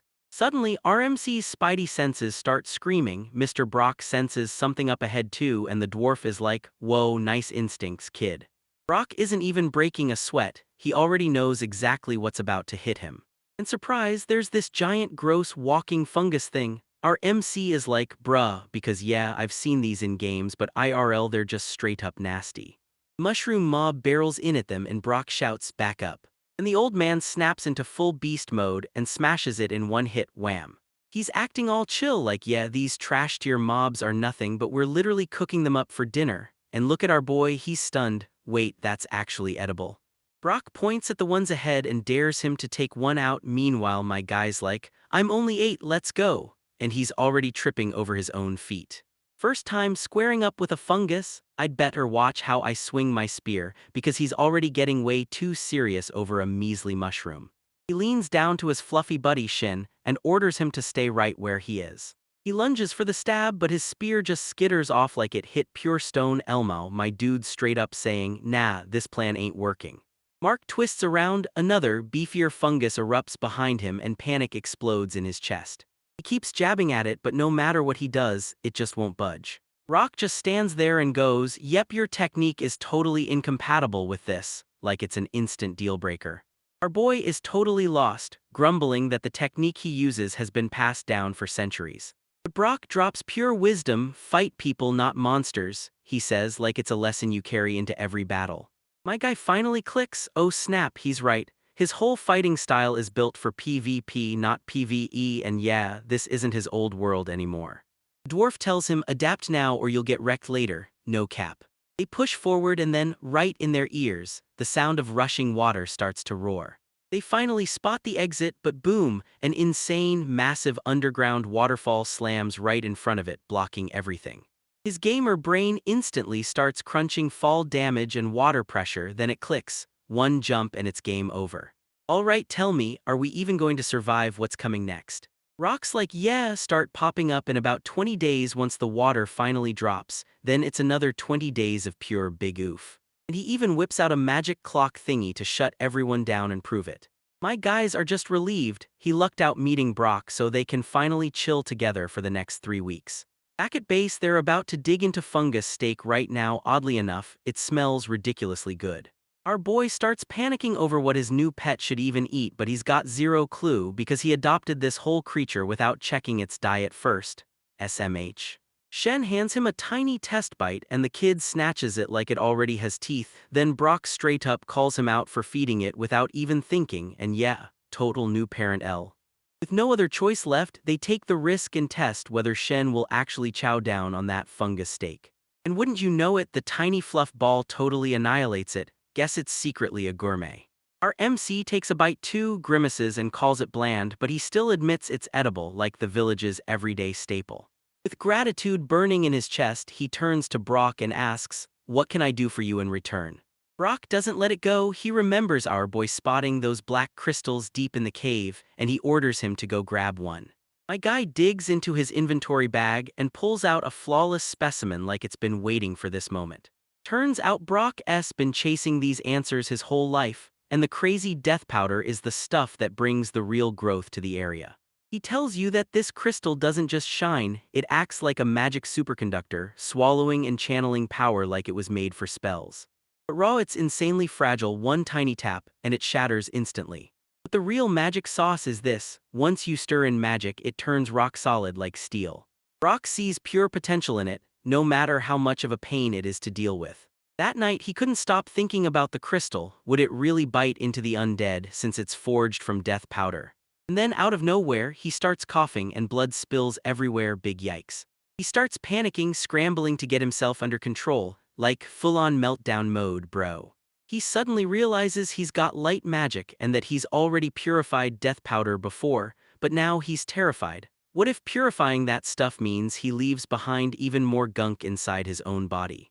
He still remembers the potion his waifu lies slipped into his hands, but he shuts it down, too risky to use when he doesn't even know what it does. He decides on Holy Wind, convinced it'll act like a slow-burning heal that scrubs the poison's source clean. He channels the magic, and a holy light erupts, blazing from the shadows. You can literally watch the magic scrub his lungs clean, so cool it's unreal, but yeah, it's also kinda gross. A second later, he's back on his feet, breathing steady again, and the nightmare gets pushed off for now. He's completely wiped out, and he faceplants onto his bed. She slides over to comfort him, and our boy declares that the fluffiness is the ultimate cure. Honestly, can't argue with that. A few days fly by and our boy is locked in, grinding fresh skills while learning blacksmithing from Brock. And while he's at it, he's wiping out fungus mobs too, like the old man is out there farming, setting dinner on autopilot. He's getting really good at making dried fungus. Like seriously, where did that even come from? That has to be the most random skill I've ever heard. You spot some laundry hanging out to dry and you instantly clock it as a shady spot to toss your clothes. Brock decides he's done messing around. He needs combat training to fix his pathetic, sloppy technique, savage. Alright kids, picture me as a scrawny little goblin, then charge at me. They clash and our MC gets completely shut down, like a brick wall just swallowed him whole. He's stunned. This old dwarf is an absolute monster, blocking every hit like it's nothing. My guy twirls his spear like a helicopter, but Brock just dodges it clean like it's nothing. Brock comes in swinging with a brutal rock crush of an attack, and our boy has to swerve out of the way fast. I lost, our boy admits, staring at Brock like, how did you pull off that flash step move? But Brock flips the script, forget my moves, why'd you dodge my last attack, huh? My dudes already know not to get hit, duh.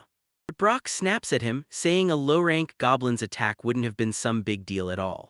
He tells them that with the goddess's blessing, even a weak hit like that barely leaves a mark, it's nothing but a scratch. He leaned in and asked how many blessings my boy had, then smiled when the answer came back, 10 blessings.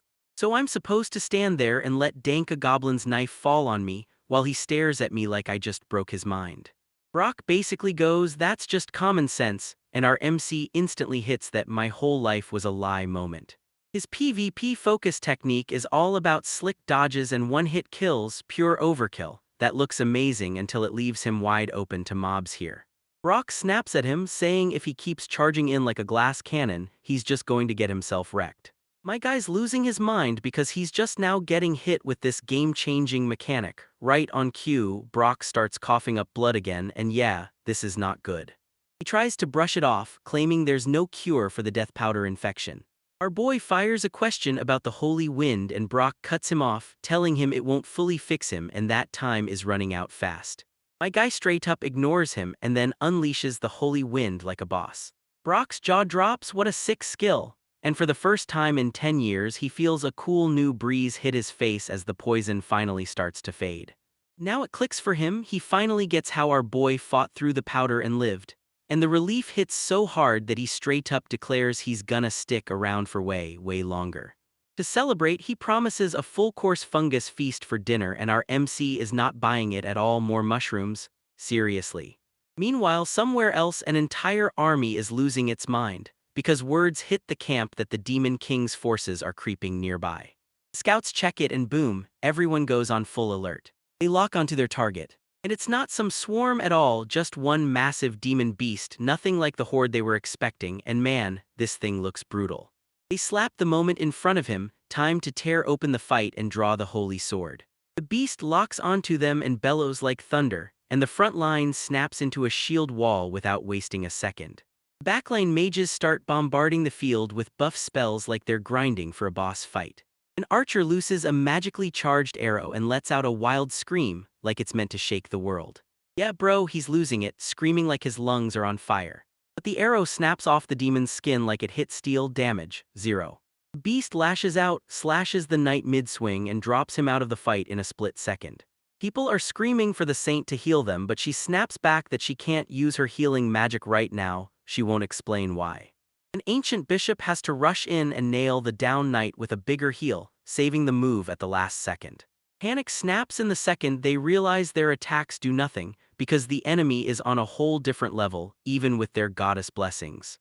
The saint finally strides in and sends the hero's holy sword into a fierce, shining charge.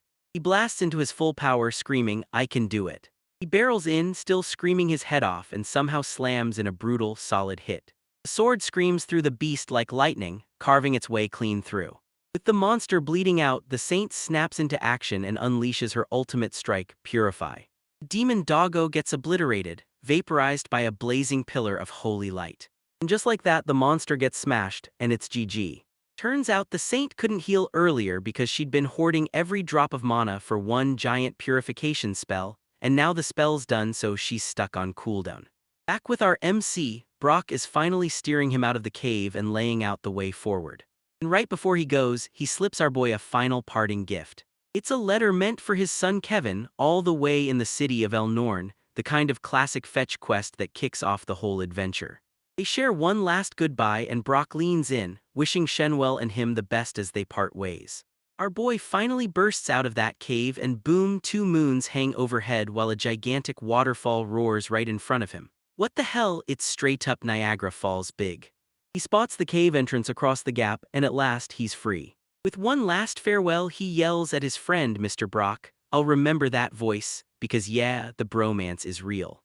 Bro, he's having the worst time, like not even a little bit. He's yelling, damn, this is awesome. but I did asterisk not sign up for the whole Bugzerg stampede because more and more of them keep bursting out from nowhere like the forest just spit them out. He keeps hammering away, smashing those creepy caterpillar-shaped things until they splatter into goo. But then they keep it going, my dudes, realizing he totally stumbled into their nest and yeah, big yikes. One of them lands a critical hit and just obliterates his face in a total mess of destruction.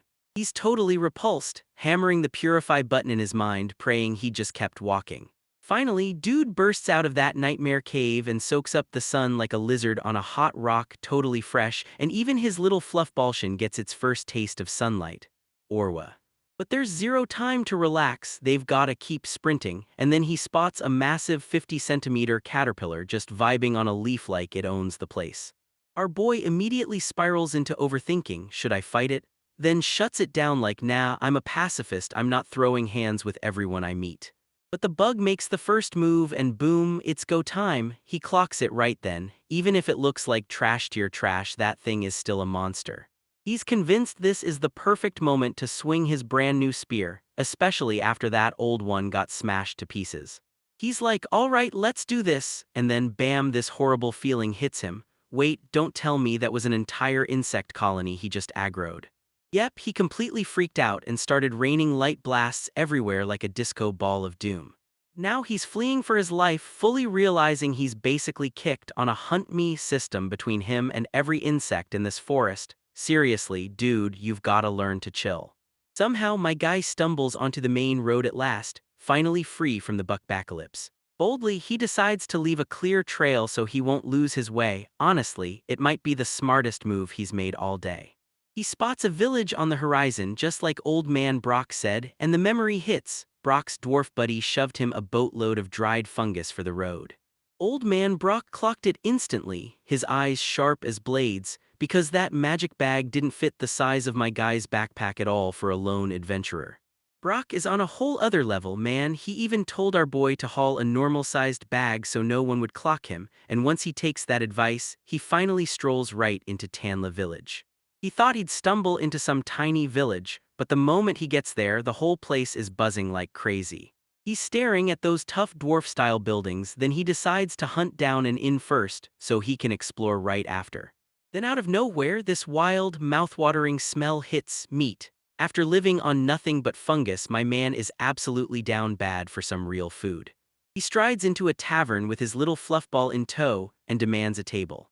The owners just grin. Alright then, how about our village specialty, caterpillar steak? A boy's face instantly turns pale. Nope, not happening, not ever. Those things just tore him up with a traumatic experience. His owner snaps that he's a picky eater, then tosses him a choice, an expensive soup or even more fungus, and my guy snatches the soup instantly. Then the waitress swoops over and damn, she's a full-on waifu, plus the owner straight up bragging she's one of the most popular girls in the whole village. The food finally hits the table, and when they open the lids it actually looks insanely good. But the waitress shoots him a worried look and demands to know if he's really got what it takes to handle fire wine. Turns out it's a special drink brewed to imitate the legendary dwarf fire wine, an honest-to-God's high-level potion. He takes one sip and boom, flavor detonates in his mouth, and the soup is so ridiculously good it's the best he's ever tasted. After lunch, he storms into the general store for supplies and the shopkeeper tries to pawn off dried caterpillar meat. Yeah, not happening, my dude shuts him down with a brutal hard no. Next morning, they hit the road on foot and march straight for the next town.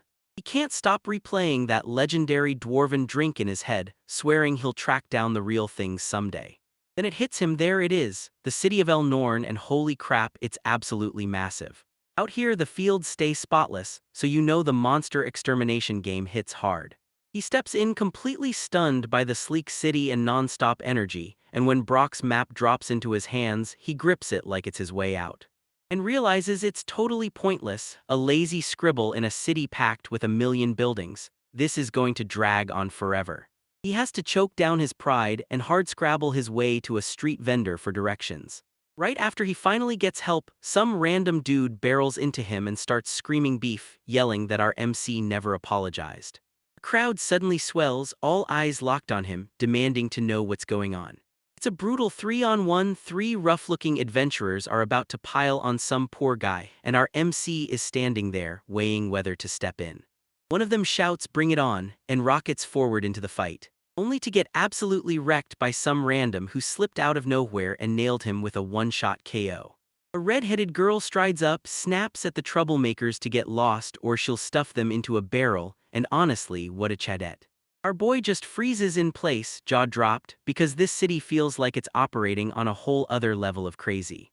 Turns out not everyone's op. Locals basically shrug like, yeah, they messed with Dahlia, like picking a fight with a dragon while you're out hunting goblins, and yeah, the RNG just crushed them. She's just a regular popular adventurer, and our MC is practically sighing with relief, because thank the stars, this whole city isn't packed with superhumans. Anyway, he snaps back to his real mission: grab a guild card so he can storm over to Kevin's place. He spots the Adventurers Guild like he owns the place, because this is his 5th one and he's feeling like a total pro. It's packed to the brim, and even worse in the best way, it's got a full 2nd floor and straight-up fancy vibes.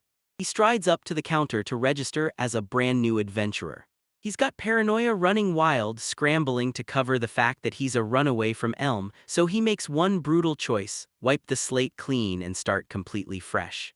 He figures the guilds keep their secrets tight, so he's confident he's in the clear. That cat girl receptionist takes one look at his skills and compares it to cooking. She's totally baffled, but she still nods and agrees to process his info.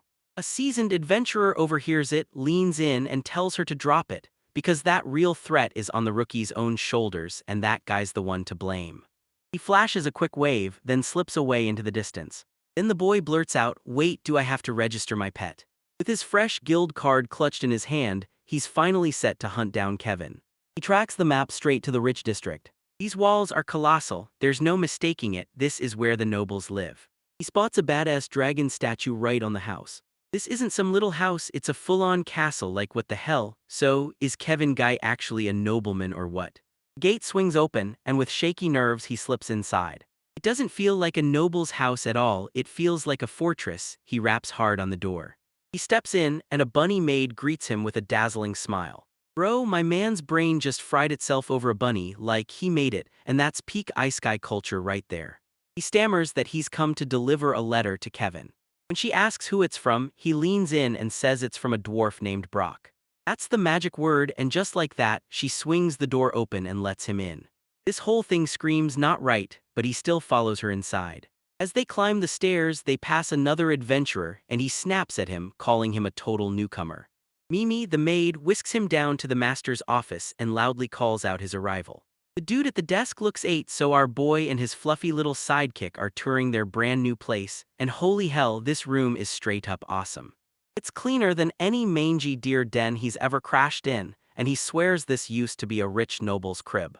Bro's sprawled on the ground, spiraling into a full-blown existential crisis. One minute he's a total nobody, the next he's getting swept up into a top-tier clan, and that whiplash is absolutely real. He's already scheming how to keep his busted holy magic under wraps, all while diving headfirst into the sweet raid action with his brand new clanmates. Then the bunny waifu gives him the grand tour. This is the chow hall, so don't stress, the food's actually solid. This is the dull little meeting room, and right here is the loot cave where they keep every weapon and suit of armor. She spills some lore. This used to be a noble's mansion back when the place was dressed in honor, not renovations, and says the clan's been remaking it for ages. Then she reminds you. Golden Dragon's claws are old-school royalty-level power, so their HQ has to be just as massive as their influence. She's pitching him the clan perks, score artifacts, crush dungeons, while this guy is just roasting in the heat after camping in a cave for ages like bro was never built for summer. He's so exhausted he's yawning in broad daylight. Yeah, that caveman life totally wrecked his sleep schedule, and now he's gotta grab some food before he keeps roaming the city. He keeps wandering around, muttering that this place is a full-on maze when some random stranger yells, "All right." So our boy tells his fluffy sidekick to hold down the fort while he goes take his big boy aptitude test. He even leaves a little snack out for it, like wow, what a great dad. Strolling down this damn hallway, my man's already cooking up theories about what this test is, and he's straight up betting it'll turn into a mock battle. He starts sprinting through his skill list: light ball, heal, dagger skills, and some basic martial arts. Then it hits him, dang, I should have grabbed that cheap spear. Like bro, you're stressing over the tiniest stuff. He finally slips into the woods to get some practice in wing asterisk, and wow, that clean slice lands hard. Not bad at all.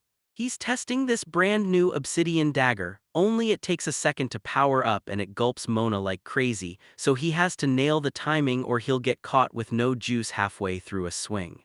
Next he tries treating it like a magic wand: light, illuminate my path, and boom, the whole dagger bursts to life, glowing like a freaking glow stick, and my dude is totally blown away. He's trying to crack the dagger's compatibility with rebut, then his magic hits it and the whole thing spits out this nasty static Y reaction. The verdict? It's trash tier soaked in dark magic, and the second he tests holy magic, everything detonates in one huge, epic fail. So he decides to multitask: dagger gripped tight in one hand, a light source spell flying out with the other, and it hits perfectly on the first try, no glitches at all. He drops into his seat, trying to sort through the info dump, because that obsidian dagger is a mana-hungry beast, and still, he swears his body is shifting like it's got room to grow, but Professor Rook says it's not over yet, more investigating is needed. But the real nightmare is balancing everything, using the dagger and his magic at the same time without stumbling over his own feet. He imagines trying to shove magic into that dagger with one hand while blasting a spell with the other mid-fight, and yeah, that's basically a one-way ticket to self-PWing because he'd almost certainly blow himself up. After a brutal day of striking out, he storms back inside, hunting the secret passage he swears he heard about. Then he trips on this absolutely enormous courtyard. His room looks straight down on it, so he's been craving the chance to see it up close his whole life. And then he spots a loudmouth blonde guy yelling at someone, promising a brutal beatdown by a terrifying maid named Mimi if they even touch the flowers. Total chaos. And this dude is just laying into a training dummy with a slasher swing. Okay, my guy, we get it, you're built different. Then Rook slides back into town like he just pulled off some 200 IQ mastermind move by coming back. Bunny makes Mimi rush right over and ask if our boy's hurt, and Rooks is like, nah, I'm good, I just came back because the whole town was losing it over that golden dragon. Mimi lays it all out. Tonight's plan is simple. The Night Order's taking care of the big lizard, so everyone else stays put in the dorms for now while Rooks sits around like a true unemployed hero with nothing to do. He asks if golden dragons just randomly pop up like a rare Pokémon spawn, and Mimi's like, nah bro, those things are insanely rare, they barely ever leave their nests. She warns that when an op monster like that starts moving, it can trigger a full-on monster stampede, so yeah, everyone's losing their minds right now. She tells him she'll get in touch once they've got a real plan, then leaves him stranded on his own. With dinner still hours away, Rook wastes zero time, dives into his books and grinds his INT up with some hardcore golden dragon lore. But this library's straight-up trash tier, barely any books on the subject, and he's fighting to keep up until this wild bookworm suddenly pops up out of nowhere. Oh, it's Lucille. Mimi was hauling this huge pile of books earlier, and now Lucille nudges him toward one that could actually have the info they need. He tears through the history books at lightning speed, zipping past the dull parts about some guy named Karim. Then boom, he stumbles onto it, and turns out some legendary dude named Brock came back with a golden dragon's claw, which is literally how his clan got started, and yeah, Brock was a certified total Chad. The book claims that the moment the dragon vanished, monster attacks surged, but when it returned, the rate of those attacks plummeted, and Lucille's like, that's insane, why would a dragon showing up cause good things? She yanks out yet another book, and Rook immediately demands, let me see it. He's clocking her like, this chick's hard to get near, but then boom, she's just a clumsy, book-obsessed waifu. Lucille blurts out that her mom used to work as a maid here and would sink into reading right in this room, so that's why she moved in. Rook blurts out, was your dad an adventurer? And the moment his words leave his mouth, the silence drops like a punch. She goes ice cold, and he instantly knows he just wrecked everything. Smooth. Right when the awkward silence starts creeping in, Peta Shun's stomach suddenly lets out a squeak like, time to eat, and just saves the moment. They head straight for the dining hall, and the vibe hits you like a plot twist, calm, almost soothing. Rook swore everyone would be freaking out, but instead the whole place is buzzing with energy.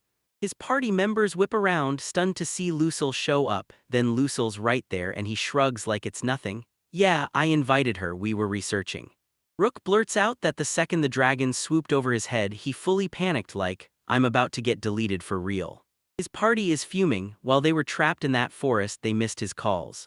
Rook can't wrap his head around why everyone's freaking out over a possible apocalypse lizard. Then Silas claps back and says dragons are basically walking loot boxes. They've got fangs and scales, and yeah, it's all real meat too, it's the ultimate estuary treasure. Snag just one golden dragon scale and you're set for life, no more endless grinding, so now the whole town is gearing up for a full-on farming raid the second it's safe. A few of the party members are already setting Rook and Lucille up like it's inevitable.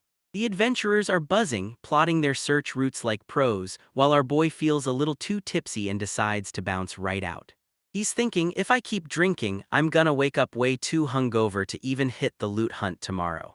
He spots a sweet little spot in the east wing, cools himself down, then just drops onto a bench and passes out. A split second later, he catches a glinting shine hiding in the bushes. Bro just stumbled on some free loot, a ring, and now he's convinced somebody dropped it by accident, so he decides to start asking around tomorrow. Then paranoia hits him hard, like the whole town's crawling with sneaky thieves, so he hands it over to Mimi for safekeeping because he's got a plan. He slaps the ring onto his desk and drops into sleep for the night. He jolts awake, but the sky still isn't morning. And bam, Ghost Waifu just shows up in the house, and our boy is completely rattled, brain buffering like it's straight up lagging. Then it hits him, he's an op healer, and he pulls out a spell made for exactly this, big brain moment right on cue. He hurls a blessing at the impure being, may your soul find peace, purify, then screams and blasts her with holy light. But the ghost just slumps with heartbreak, fades into nothing, and leaves without a hint of malice, just your whole vibe getting crushed, she's gone. Rook stares at the ring sitting on his desk, his mind racing, was it cursed or hiding something far worse? He tracks down an old geezer at the guild and asks if ghosts are a normal problem here, and the guy shrugs, nah, then tells him to hand that ring to Mimi ASAP just in case. So Rook spills the news, but Mimi is buried under dragon stuff. He decides to storm the library again because the more he thinks, the more he realizes he knows nothing about the ghosts that haunt this world. Turns out, even horrifying magic users like liches can cling to their memories after they die, and that's the kind of spooky truth that makes your skin crawl.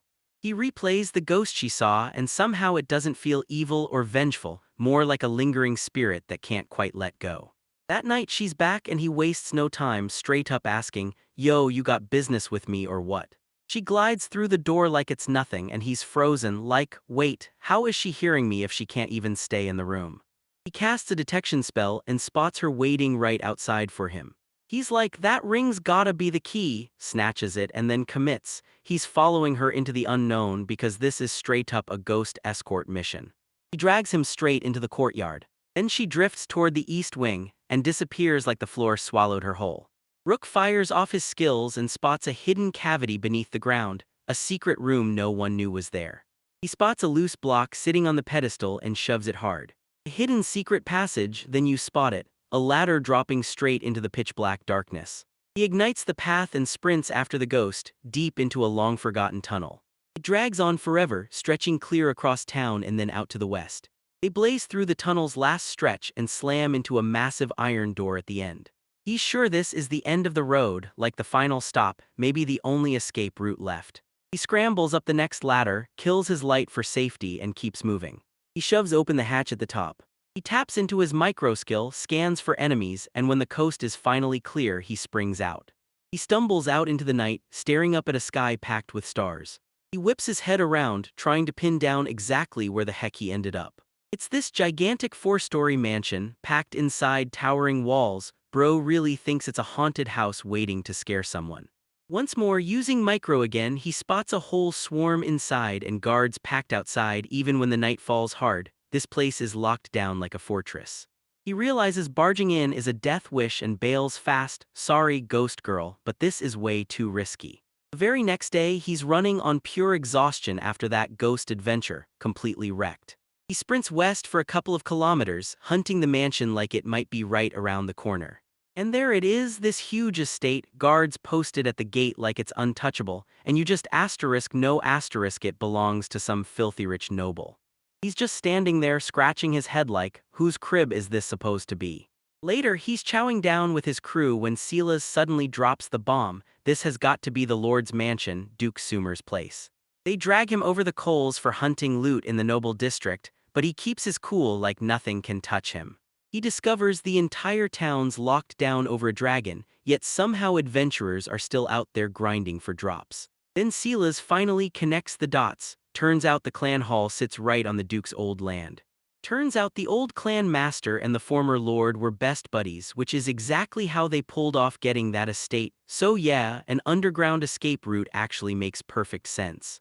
Sella leans in and asks if he's got ties to the Duke's family, and Rook shoots back, me, who me? Then it hits him, Mimi and Arita, the girl who just bodied that huge dude, and suddenly he realizes she might be a noble's daughter. He meant to grill someone about the mansion, but the RNG gods handed him the intel he needed anyway. No effort, pure luck. That night the ghost comes back, and this time she's locked onto a mission, not stopping until the job is finished. She drags him along the same path, but this time she halts, stares at the ground, and drops a handkerchief. He snatches it up, and right away there's a name stitched into it, Lucille asterisk asterisk. His whole world wobbles. Wait, is this thing meant for my asterisk asterisk Lucille asterisk?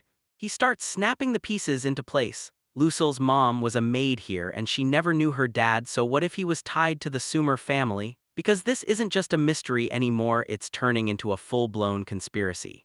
He tries to talk to the ghost, but it won't answer. No words, no signs, while she keeps storming straight for the back garden of the Duke's mansion. He's not trying to get nailed for trespassing, so he tiptoes along like every step could blow his cover.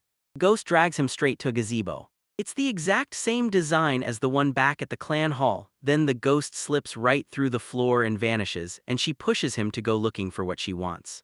He spots a loose floorboard, yanks it free, and boom, there's a box tucked underneath with a book inside, the very diary the ghost was begging him to uncover. He hears the patrol closing in, then slips into his room and starts reading it back for them. He trudges back home and snaps open the diary written by some fancy old high-status guy. It's dated July 15th, like a birthday gift for his wife, and then, boom, December 22nd. A guy named Alec is suddenly listed as coming of age. He brings up shoving work onto this guy named Brock, the legendary clan founder himself. Then the diary suddenly turns wild, because the author spills that he met a gorgeous maid named Melina, and he was completely wrecked head over heels for her. He and Melina began slipping into secret meetings through hidden passageways, and trust me, this drama is the real kind.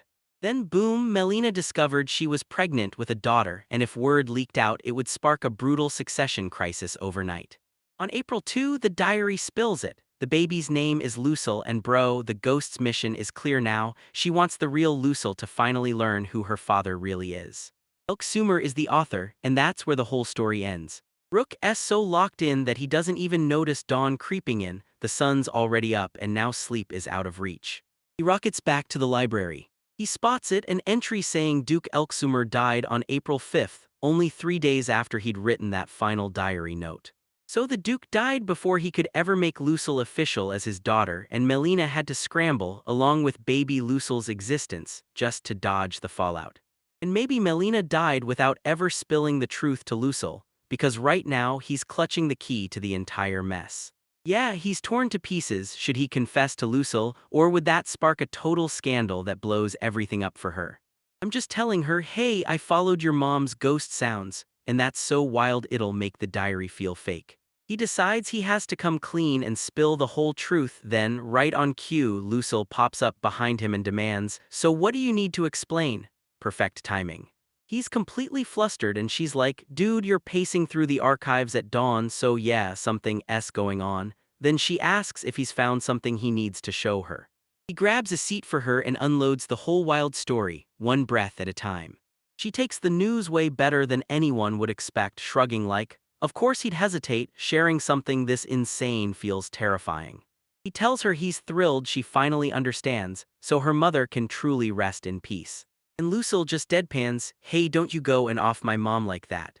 Turns out her mom, Melina, is alive and doing just fine, tucked away in the countryside after she hurt her back, and the name, birthday, and every detail line up perfectly. She leaned in and demanded to know where he'd gotten the diary, the ring, and that handkerchief. She'd never laid eyes on those things before, but the moment she saw them, she knew they had to be her mom's cherished keepsakes. He breaks down the entire ghost tale and she freezes in shock, because a humanoid ghost would be at least a B or a rank monster, and there's no way nobody would have noticed. But hey, when your magical power is sky high, you can spot things other people never even see. He starts wondering if that ring is turbocharging his powers, because now he can finally see the ghost and she's right there asking what he's going to do with the diary. He's the outsider, so he hands her the call, letting her decide, and Rook swears the diary is legit, judging from the penmanship and the quality. Lucille decides to keep it private, because making it public would blow everything up for her and her mom, even if it turns out to be true. All she cares about is that the diary proves her father was a good man who truly loved her. She grips the diary tight and blurts out thanks to Rook for tracking it down, like that one moment was all the proof she ever needed. Rook finally breathes out, because if she'd gone public, he'd have had to vanish from town the second the fallout hit. In the end, he still couldn't tell whether that ghost was real, or if the ring was just playing tricks on him. Next morning, he slams into his crew again, and as he does, he can't shake the thought that he was supposed to chase his own journey, but instead he got pulled into a clan. Now that the dragon alert's lifted, his whole party's itching for adventure, golden dragon, a ghost, and a mysterious ring all thrown into the mix, and suddenly life's way more wild than ever. They're ready to chase their next quest and farm those golden dragon drops. Alright, our bookworm waifu Lucille is out here rocking Cyrus' new cloak. He swore it's perfect for the forest, but she's not exactly feeling the magic. Rook snaps in like, "Yo, Lucille, what are you doing here?" And Seam slides right in, "Duh, we're teaming up to hunt golden dragon drops." Bruh, Lucille gets all flustered like, "I'm an adventurer too, you know." But Rook just stares deadpan and goes, "Wait, I thought you were a librarian." Bruh, read the room. Once the whole squad finally locked in together, Cyrus leaned in and shouted, "All right, team, let's roll." Turns out there's already a rumor floating around that someone's found golden dragon hairs, so my boy Cyrus is absolutely zooming. Rook swings by Lucille's side, checking in fast, "You okay?" She's like, "I feel way better today," and suddenly all she wants is to kick back and hang out with the crew, so wholesome it's basically unreal. Cyrus, the party dad through and through, showed up like, "I brought the drinks," but then goes, "Yeah, we should grab some food too," while Seam is bouncing out of his skin ready to dive into the adventure. As they storm out of the castle, they spot a massive crowd packed outside the walls, waiting like something huge is about to happen. It's a full-blown gold rush, baby. Adventurers and regular folks alike are sprinting into the chaos, chasing riches from golden dragon drops like it's their last shot because yeah, desperate times hit hard.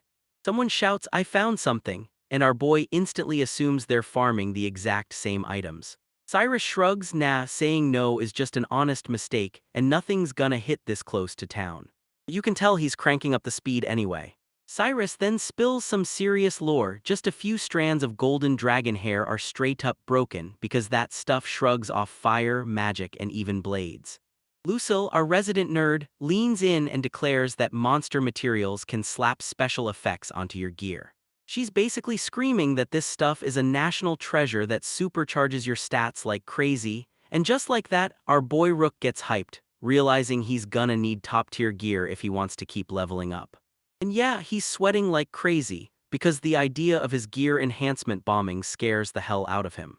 They finally crash into the forest, an untouched stretch that lines up perfectly with the dragon's flight path. This is it. They all hype up as one, yelling, "Yeah, let's do this."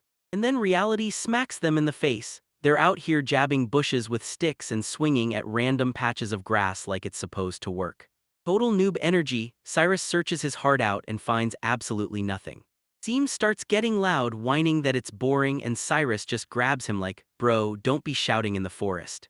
Next, Cyrus finally gets it. There's no secret cheat here. They just have to hunt around, searching blindly until they stumble on the right thing. Rook shoots himself a silent thought. Grinding levels or items in games is just a never-ending, painfully repetitive snooze fest. Seam keeps grumbling that this search is a total drag and sapping all her energy, so the fluffy mascot immediately offers her a snack to shut her up.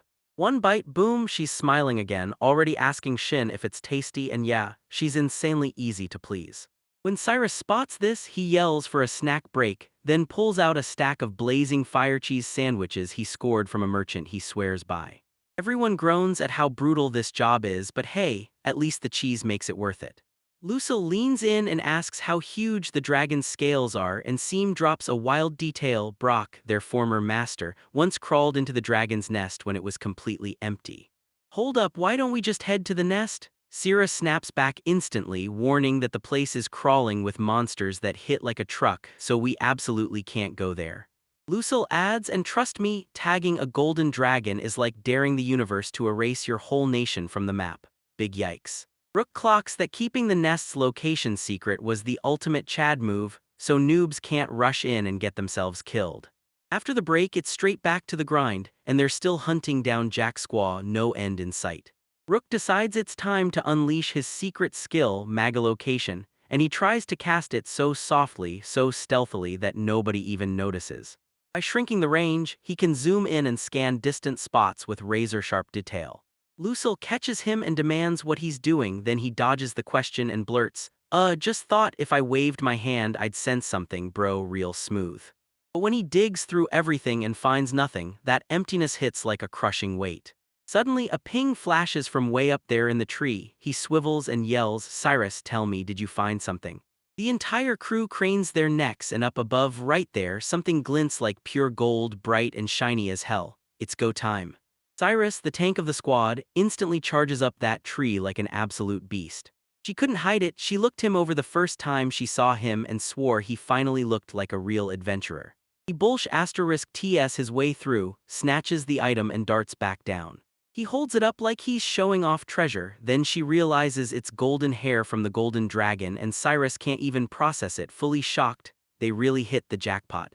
He's snapping and screaming like he's gone off the deep end, and I finally managed to grab an S-rank material while Seam tries to hold him down and calm him. Lucille studies it closely, and once she sees it's real, golden, thick, shockingly soft and still clinging to the root, she knows exactly what it is. Only one monster around has hair like that, the golden dragon. Then her eyes snap with pure madness and she whips out a knife. Like an experiment is the only way to prove its legendary strength. Seam has to physically slam into her grip and stop her before she turns around and stabs herself. Chill out, Lucille. Cyrus is all set to head home, but Seam won't let it end there. They're itching to hunt for more. Rook basically throws down the adventurer's warning, if you get greedy in front of treasure, you're the one who ends up hurt. Cyrus nods and points it out. Seam, the usual hype machine, is freaking out. Just kidding, he's way too calm about this insane discovery. They also clocked the weirdest thing, no monster in sight all day long, and that's seriously sus. Maybe the dragon's presence scared every last one off. Lucille is itching to study the hair, while Sim can't think past one thing, tasty food. Rook just shrugs into the role, humble MC at heart. Since the moment it shows up, he goes along with whatever the group decides. Cyrus lays out the whole scheme. This find isn't just money, it's their ticket to winning trust with the Duke's family, and that value hits way higher than cash ever could. Kevin and Darita will be pulled in to help them reach the Lord, and Lucille will get the hair prepped so it won't get ruined, because the whole plan is locked in. Cyrus makes it crystal clear, for safety, nobody says a single thing about the golden hair until the party's over. Back at the clan house, Rook's wiped out, flops into his room to finally breathe, and then it hits him. He's gotta tell Mimi about that ring. Speaking of the ring, Mimi spots him in the hall clutching it, tells him she dragged it out of the courtyard, and warns that if anyone dropped something this priceless, the whole place would have erupted in noise. She slams a total bombshell on him. She's an orichalcum ring wearer. Rook's rattled, then he snatches the orichalcum ring and everything explodes. She tells him orichalcum is an insanely rare metal, and anything forged from it is treated like a national treasure. With no word about anyone losing or stealing something this valuable, she snaps to the conclusion: it's not meant for a single person in the guild. Rook blares that this ring belongs to anyone, but that's not what she said. Bro thinks he just stumbled on it, then she cuts in and asks why dragons are symbols of good luck. He's piecing it together. Those scales and fur they left behind are worth a fortune. Then she clocks him with a 200 IQ question. Do you have any idea dragons love hoarding treasure and sometimes even strut around wearing it? Since nobody said it's missing, she tells him to keep the ring for now. She can't legally take it. She clocks it, and despite landing a legendary tier item, he looks anything but happy, which is totally wild. Rook's stuck in PTSD hell, muttering ghosts, ghosts under his breath like they're crawling out of his nightmares. He demands to know how she can be so certain it isn't being secretly stashed by some guild member who's keeping it hidden from everyone. She flashes him a smug grin and goes, "I handle everything in this clan personally." Then, like a chorus of admiration, they snap back, "Okay, boss lady, we see you." Rook catches the hint, slams the brakes on the investigation, and chooses not to dig any further. Honestly, that's pure genius.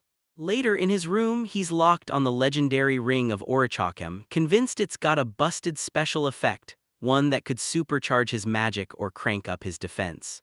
But then paranoia hits like a truck. What if this thing is cursed? He slips on the ring, bracing for some creepy music to start and for it to trap him there forever. But nothing happens, and honestly, he's got zero clue how curses even work in this world. He decides to try it for real, whips out his magic and fires off a simple illuminate spell.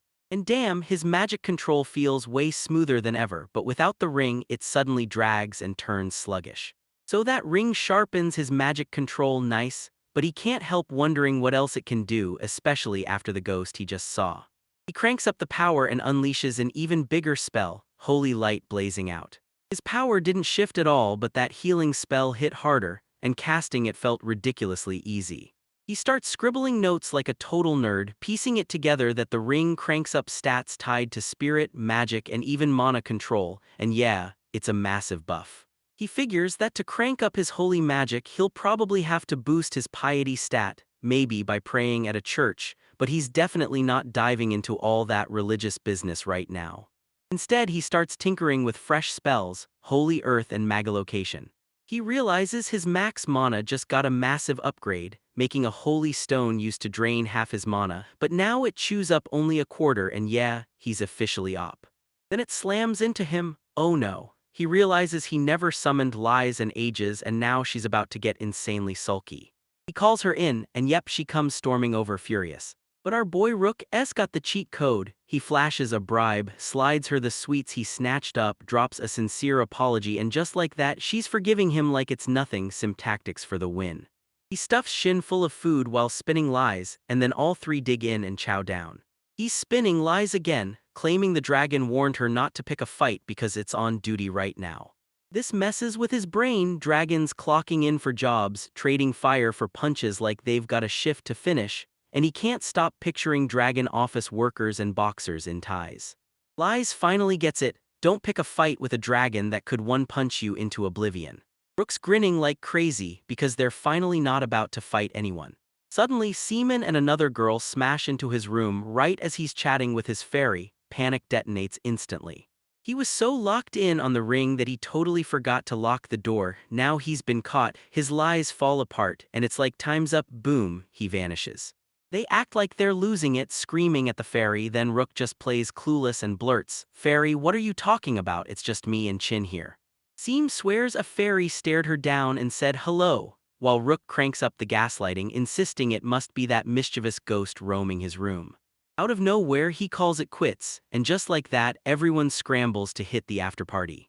The whole crew finally crowds together in chill, no-fuss outfits, buzzing with excitement, because they're headed to a high-end spot with food so good it feels unreal. Cyrus lifts his glass to toast, then blurts golden, and catches himself right before he targets the wrong dude. He raises the glass and toasts our future cheers. He orders everyone to stay low-key because if they bring too much attention, someone's gonna clock it and realize they stumbled onto something valuable. Rook asks if he's worried someone else in the clan might snatch it, and Cyrus just goes, "Yeah, them too." He tells you the real problem: Duke Grespo's men are already in town and they're prowling for the golden dragon items. The second he blurts Duke Grespo, the waitress swoops in with their food and he instantly snaps SHH, like it's an alarm, because that name, it's pure bad news. Then the food hits the table, bam, a huge deer steak lands, and just like that, the whole room forgets the danger for one wild second. Sierra shows them exactly how to dig in, wrapping it with special Rizzo leaves so every bite hits even harder. The food here is way better than anything the clan cafeteria's ever served, no contest. As soon as they start eating, Rook leans in and fires a question about Duke Grespo. Then Cyrus explains that the three dukedoms in the region have been locked in a blood feud for generations. Their clan, Arnon, is tightly linked to the Schumel family, so if they sold dragon hair to their enemy, Duke Grespo, it'd spark a political disaster of epic proportions. Even worse, if Duke Grespo rolls up, demands the item like a command from heaven, they're not allowed to say no, and that's an instant game over. So yeah, after that, Duke Schumann wouldn't lift a finger to protect them, and it was game over from every direction. Rook finally sees the truth. Here, nobles and commoners aren't equals, and this isn't some friendly chat. For guys like them, low rank and nowhere near Duke territory, getting pulled into that kind of drama could get them punished or even executed. It's a terrifying political minefield. Selling anything is all about the fine print, the asterisks, and knowing exactly who you're allowed to sell it to. And to make it even worse, there are sketchy rumors swirling that Duke Grespo's lands are gearing up for war. The Golden Dragon's arrival threw a wrench into everything, turning calm plans into chaos, so until the delivery's finished, they won't dare tell a soul a single word. After that brutal talk, the tension finally breaks and they all head out, only for Seam, now completely wasted, to start blurting out nonsense again about that fairy. Cyrus just stares at Rook and blurts, "Oh no, you broke her." The second she's drunk, she spirals into endless rambling, twisting some weird, complicated mess. Yep, Rook's about to be stuck in a long, brutal night. Alright, our boys are back in town with a brand new name, so it's time to kick off the grind all over again. From the very bottom, Frank, the absolute trash tier. He got stuck grinding lame herb gathering and escort quests because his main skills are way too OP to swing inside the city walls, so yeah, he's gotta rank up and he's doing it fast.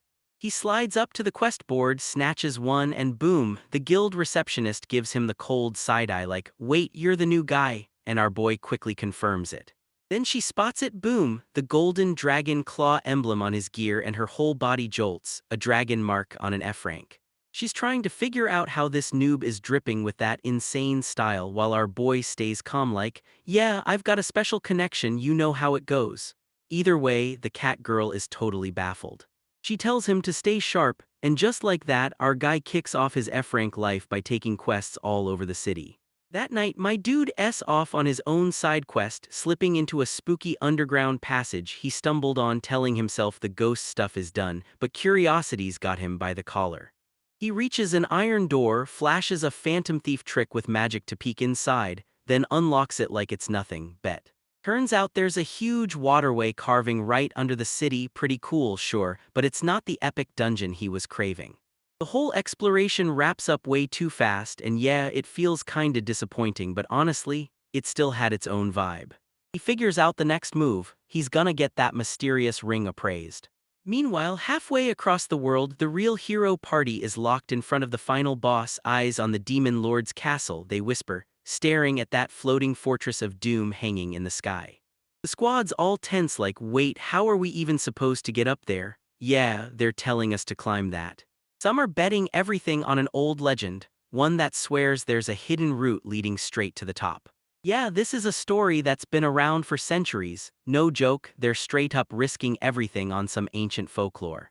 They're hunting a secret village that can summon a sacred beast to launch them up out of this mess, like a legendary Uber that only exists in myths. The hero, absolute Chad energy, just grins and says, "Don't worry, I'll take him down," while everyone else is still trembling in panic, sweating bullets over facing the demon lord. They finally stumble onto a village that looks like it was ripped straight out of the history books. An old elder bursts out, eyes wide in shock that visitors had come all the way from so far away. The group's saint steps forward and makes it clear they've got to reach the demon lord's castle just like the hero in the legend. The old guy sizes her up and says, "So you're the saint, huh?" Then he bets 8 and instantly green-lights the summoning ritual while the rest of the party just stares like, seriously. So they scramble, gear up, and get ready for what's coming next. The whole squad is lined up, faces set in stone, ready to move. Then the ritual kicks off and it turns terrifying fast. The elder and his crew begin chanting strange, spell-like gibberish.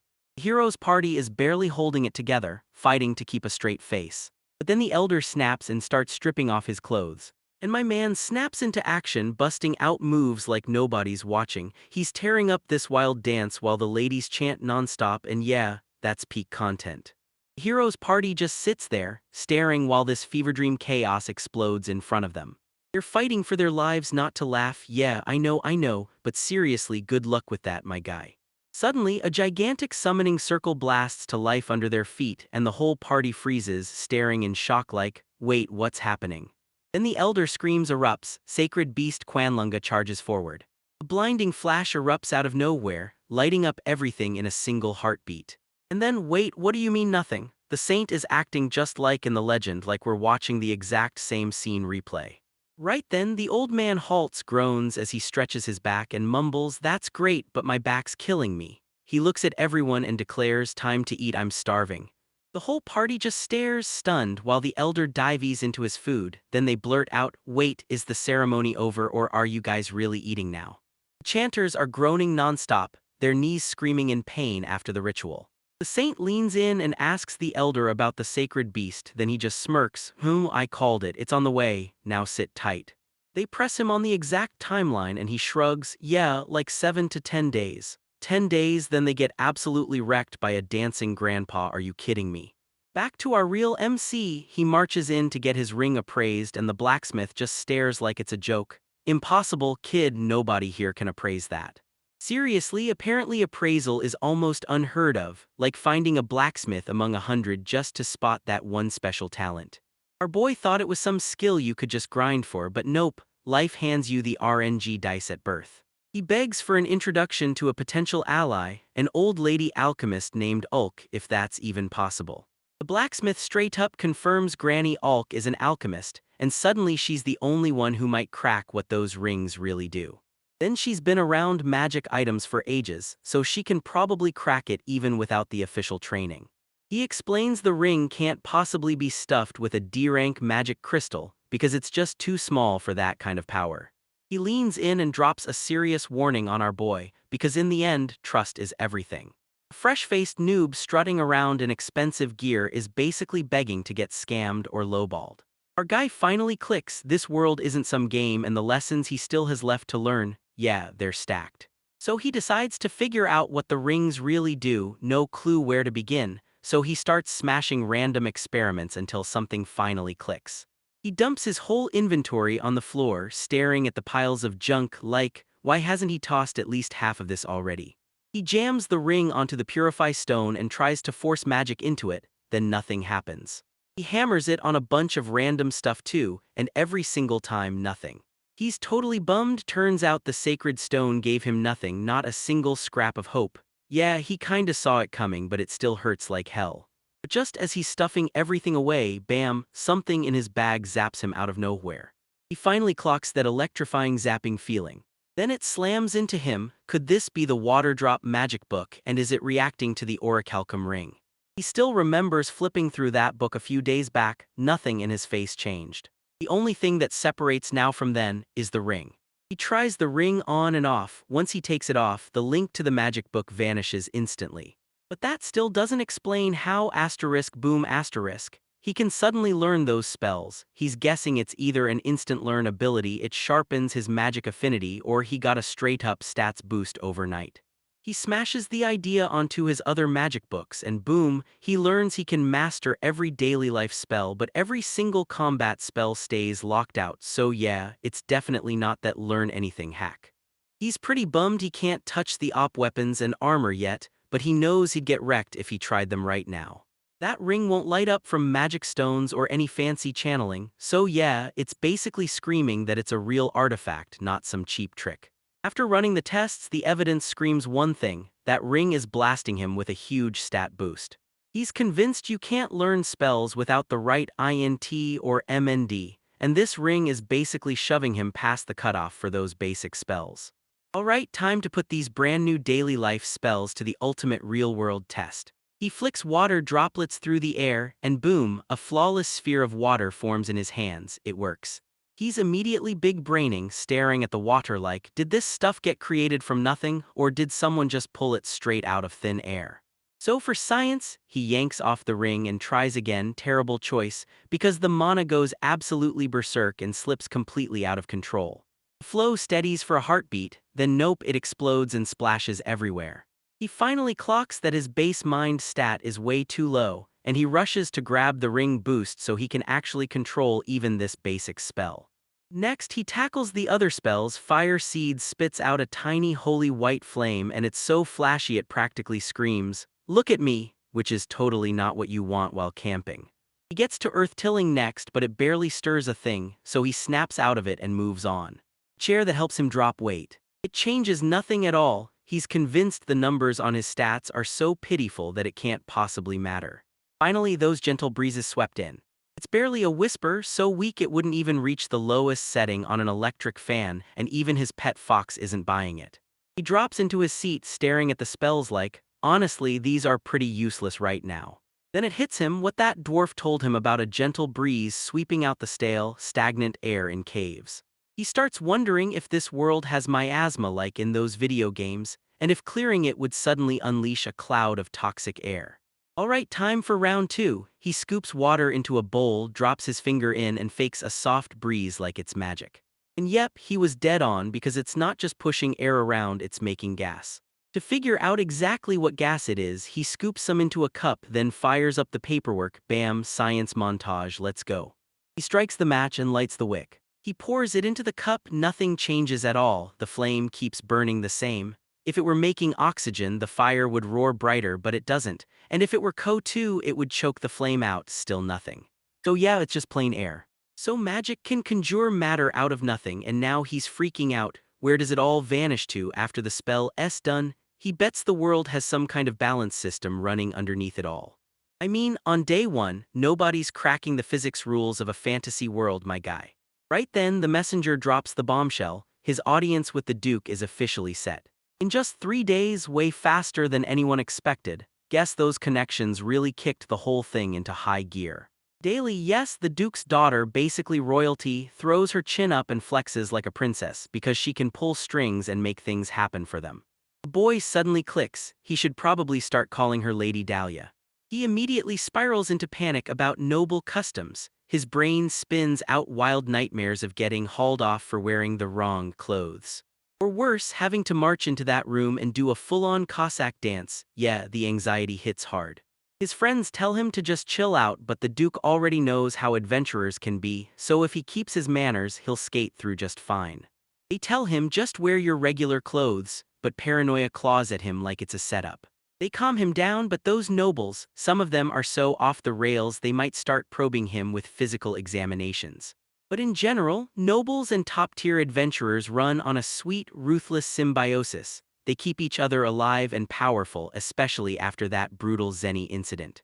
Our boy can't get over how wild this info is. He's totally hooked. So the leaders and the adventurers are basically in a win-win power alliance. Turns out everyone's getting exactly what they came for, which is honestly pretty good to know.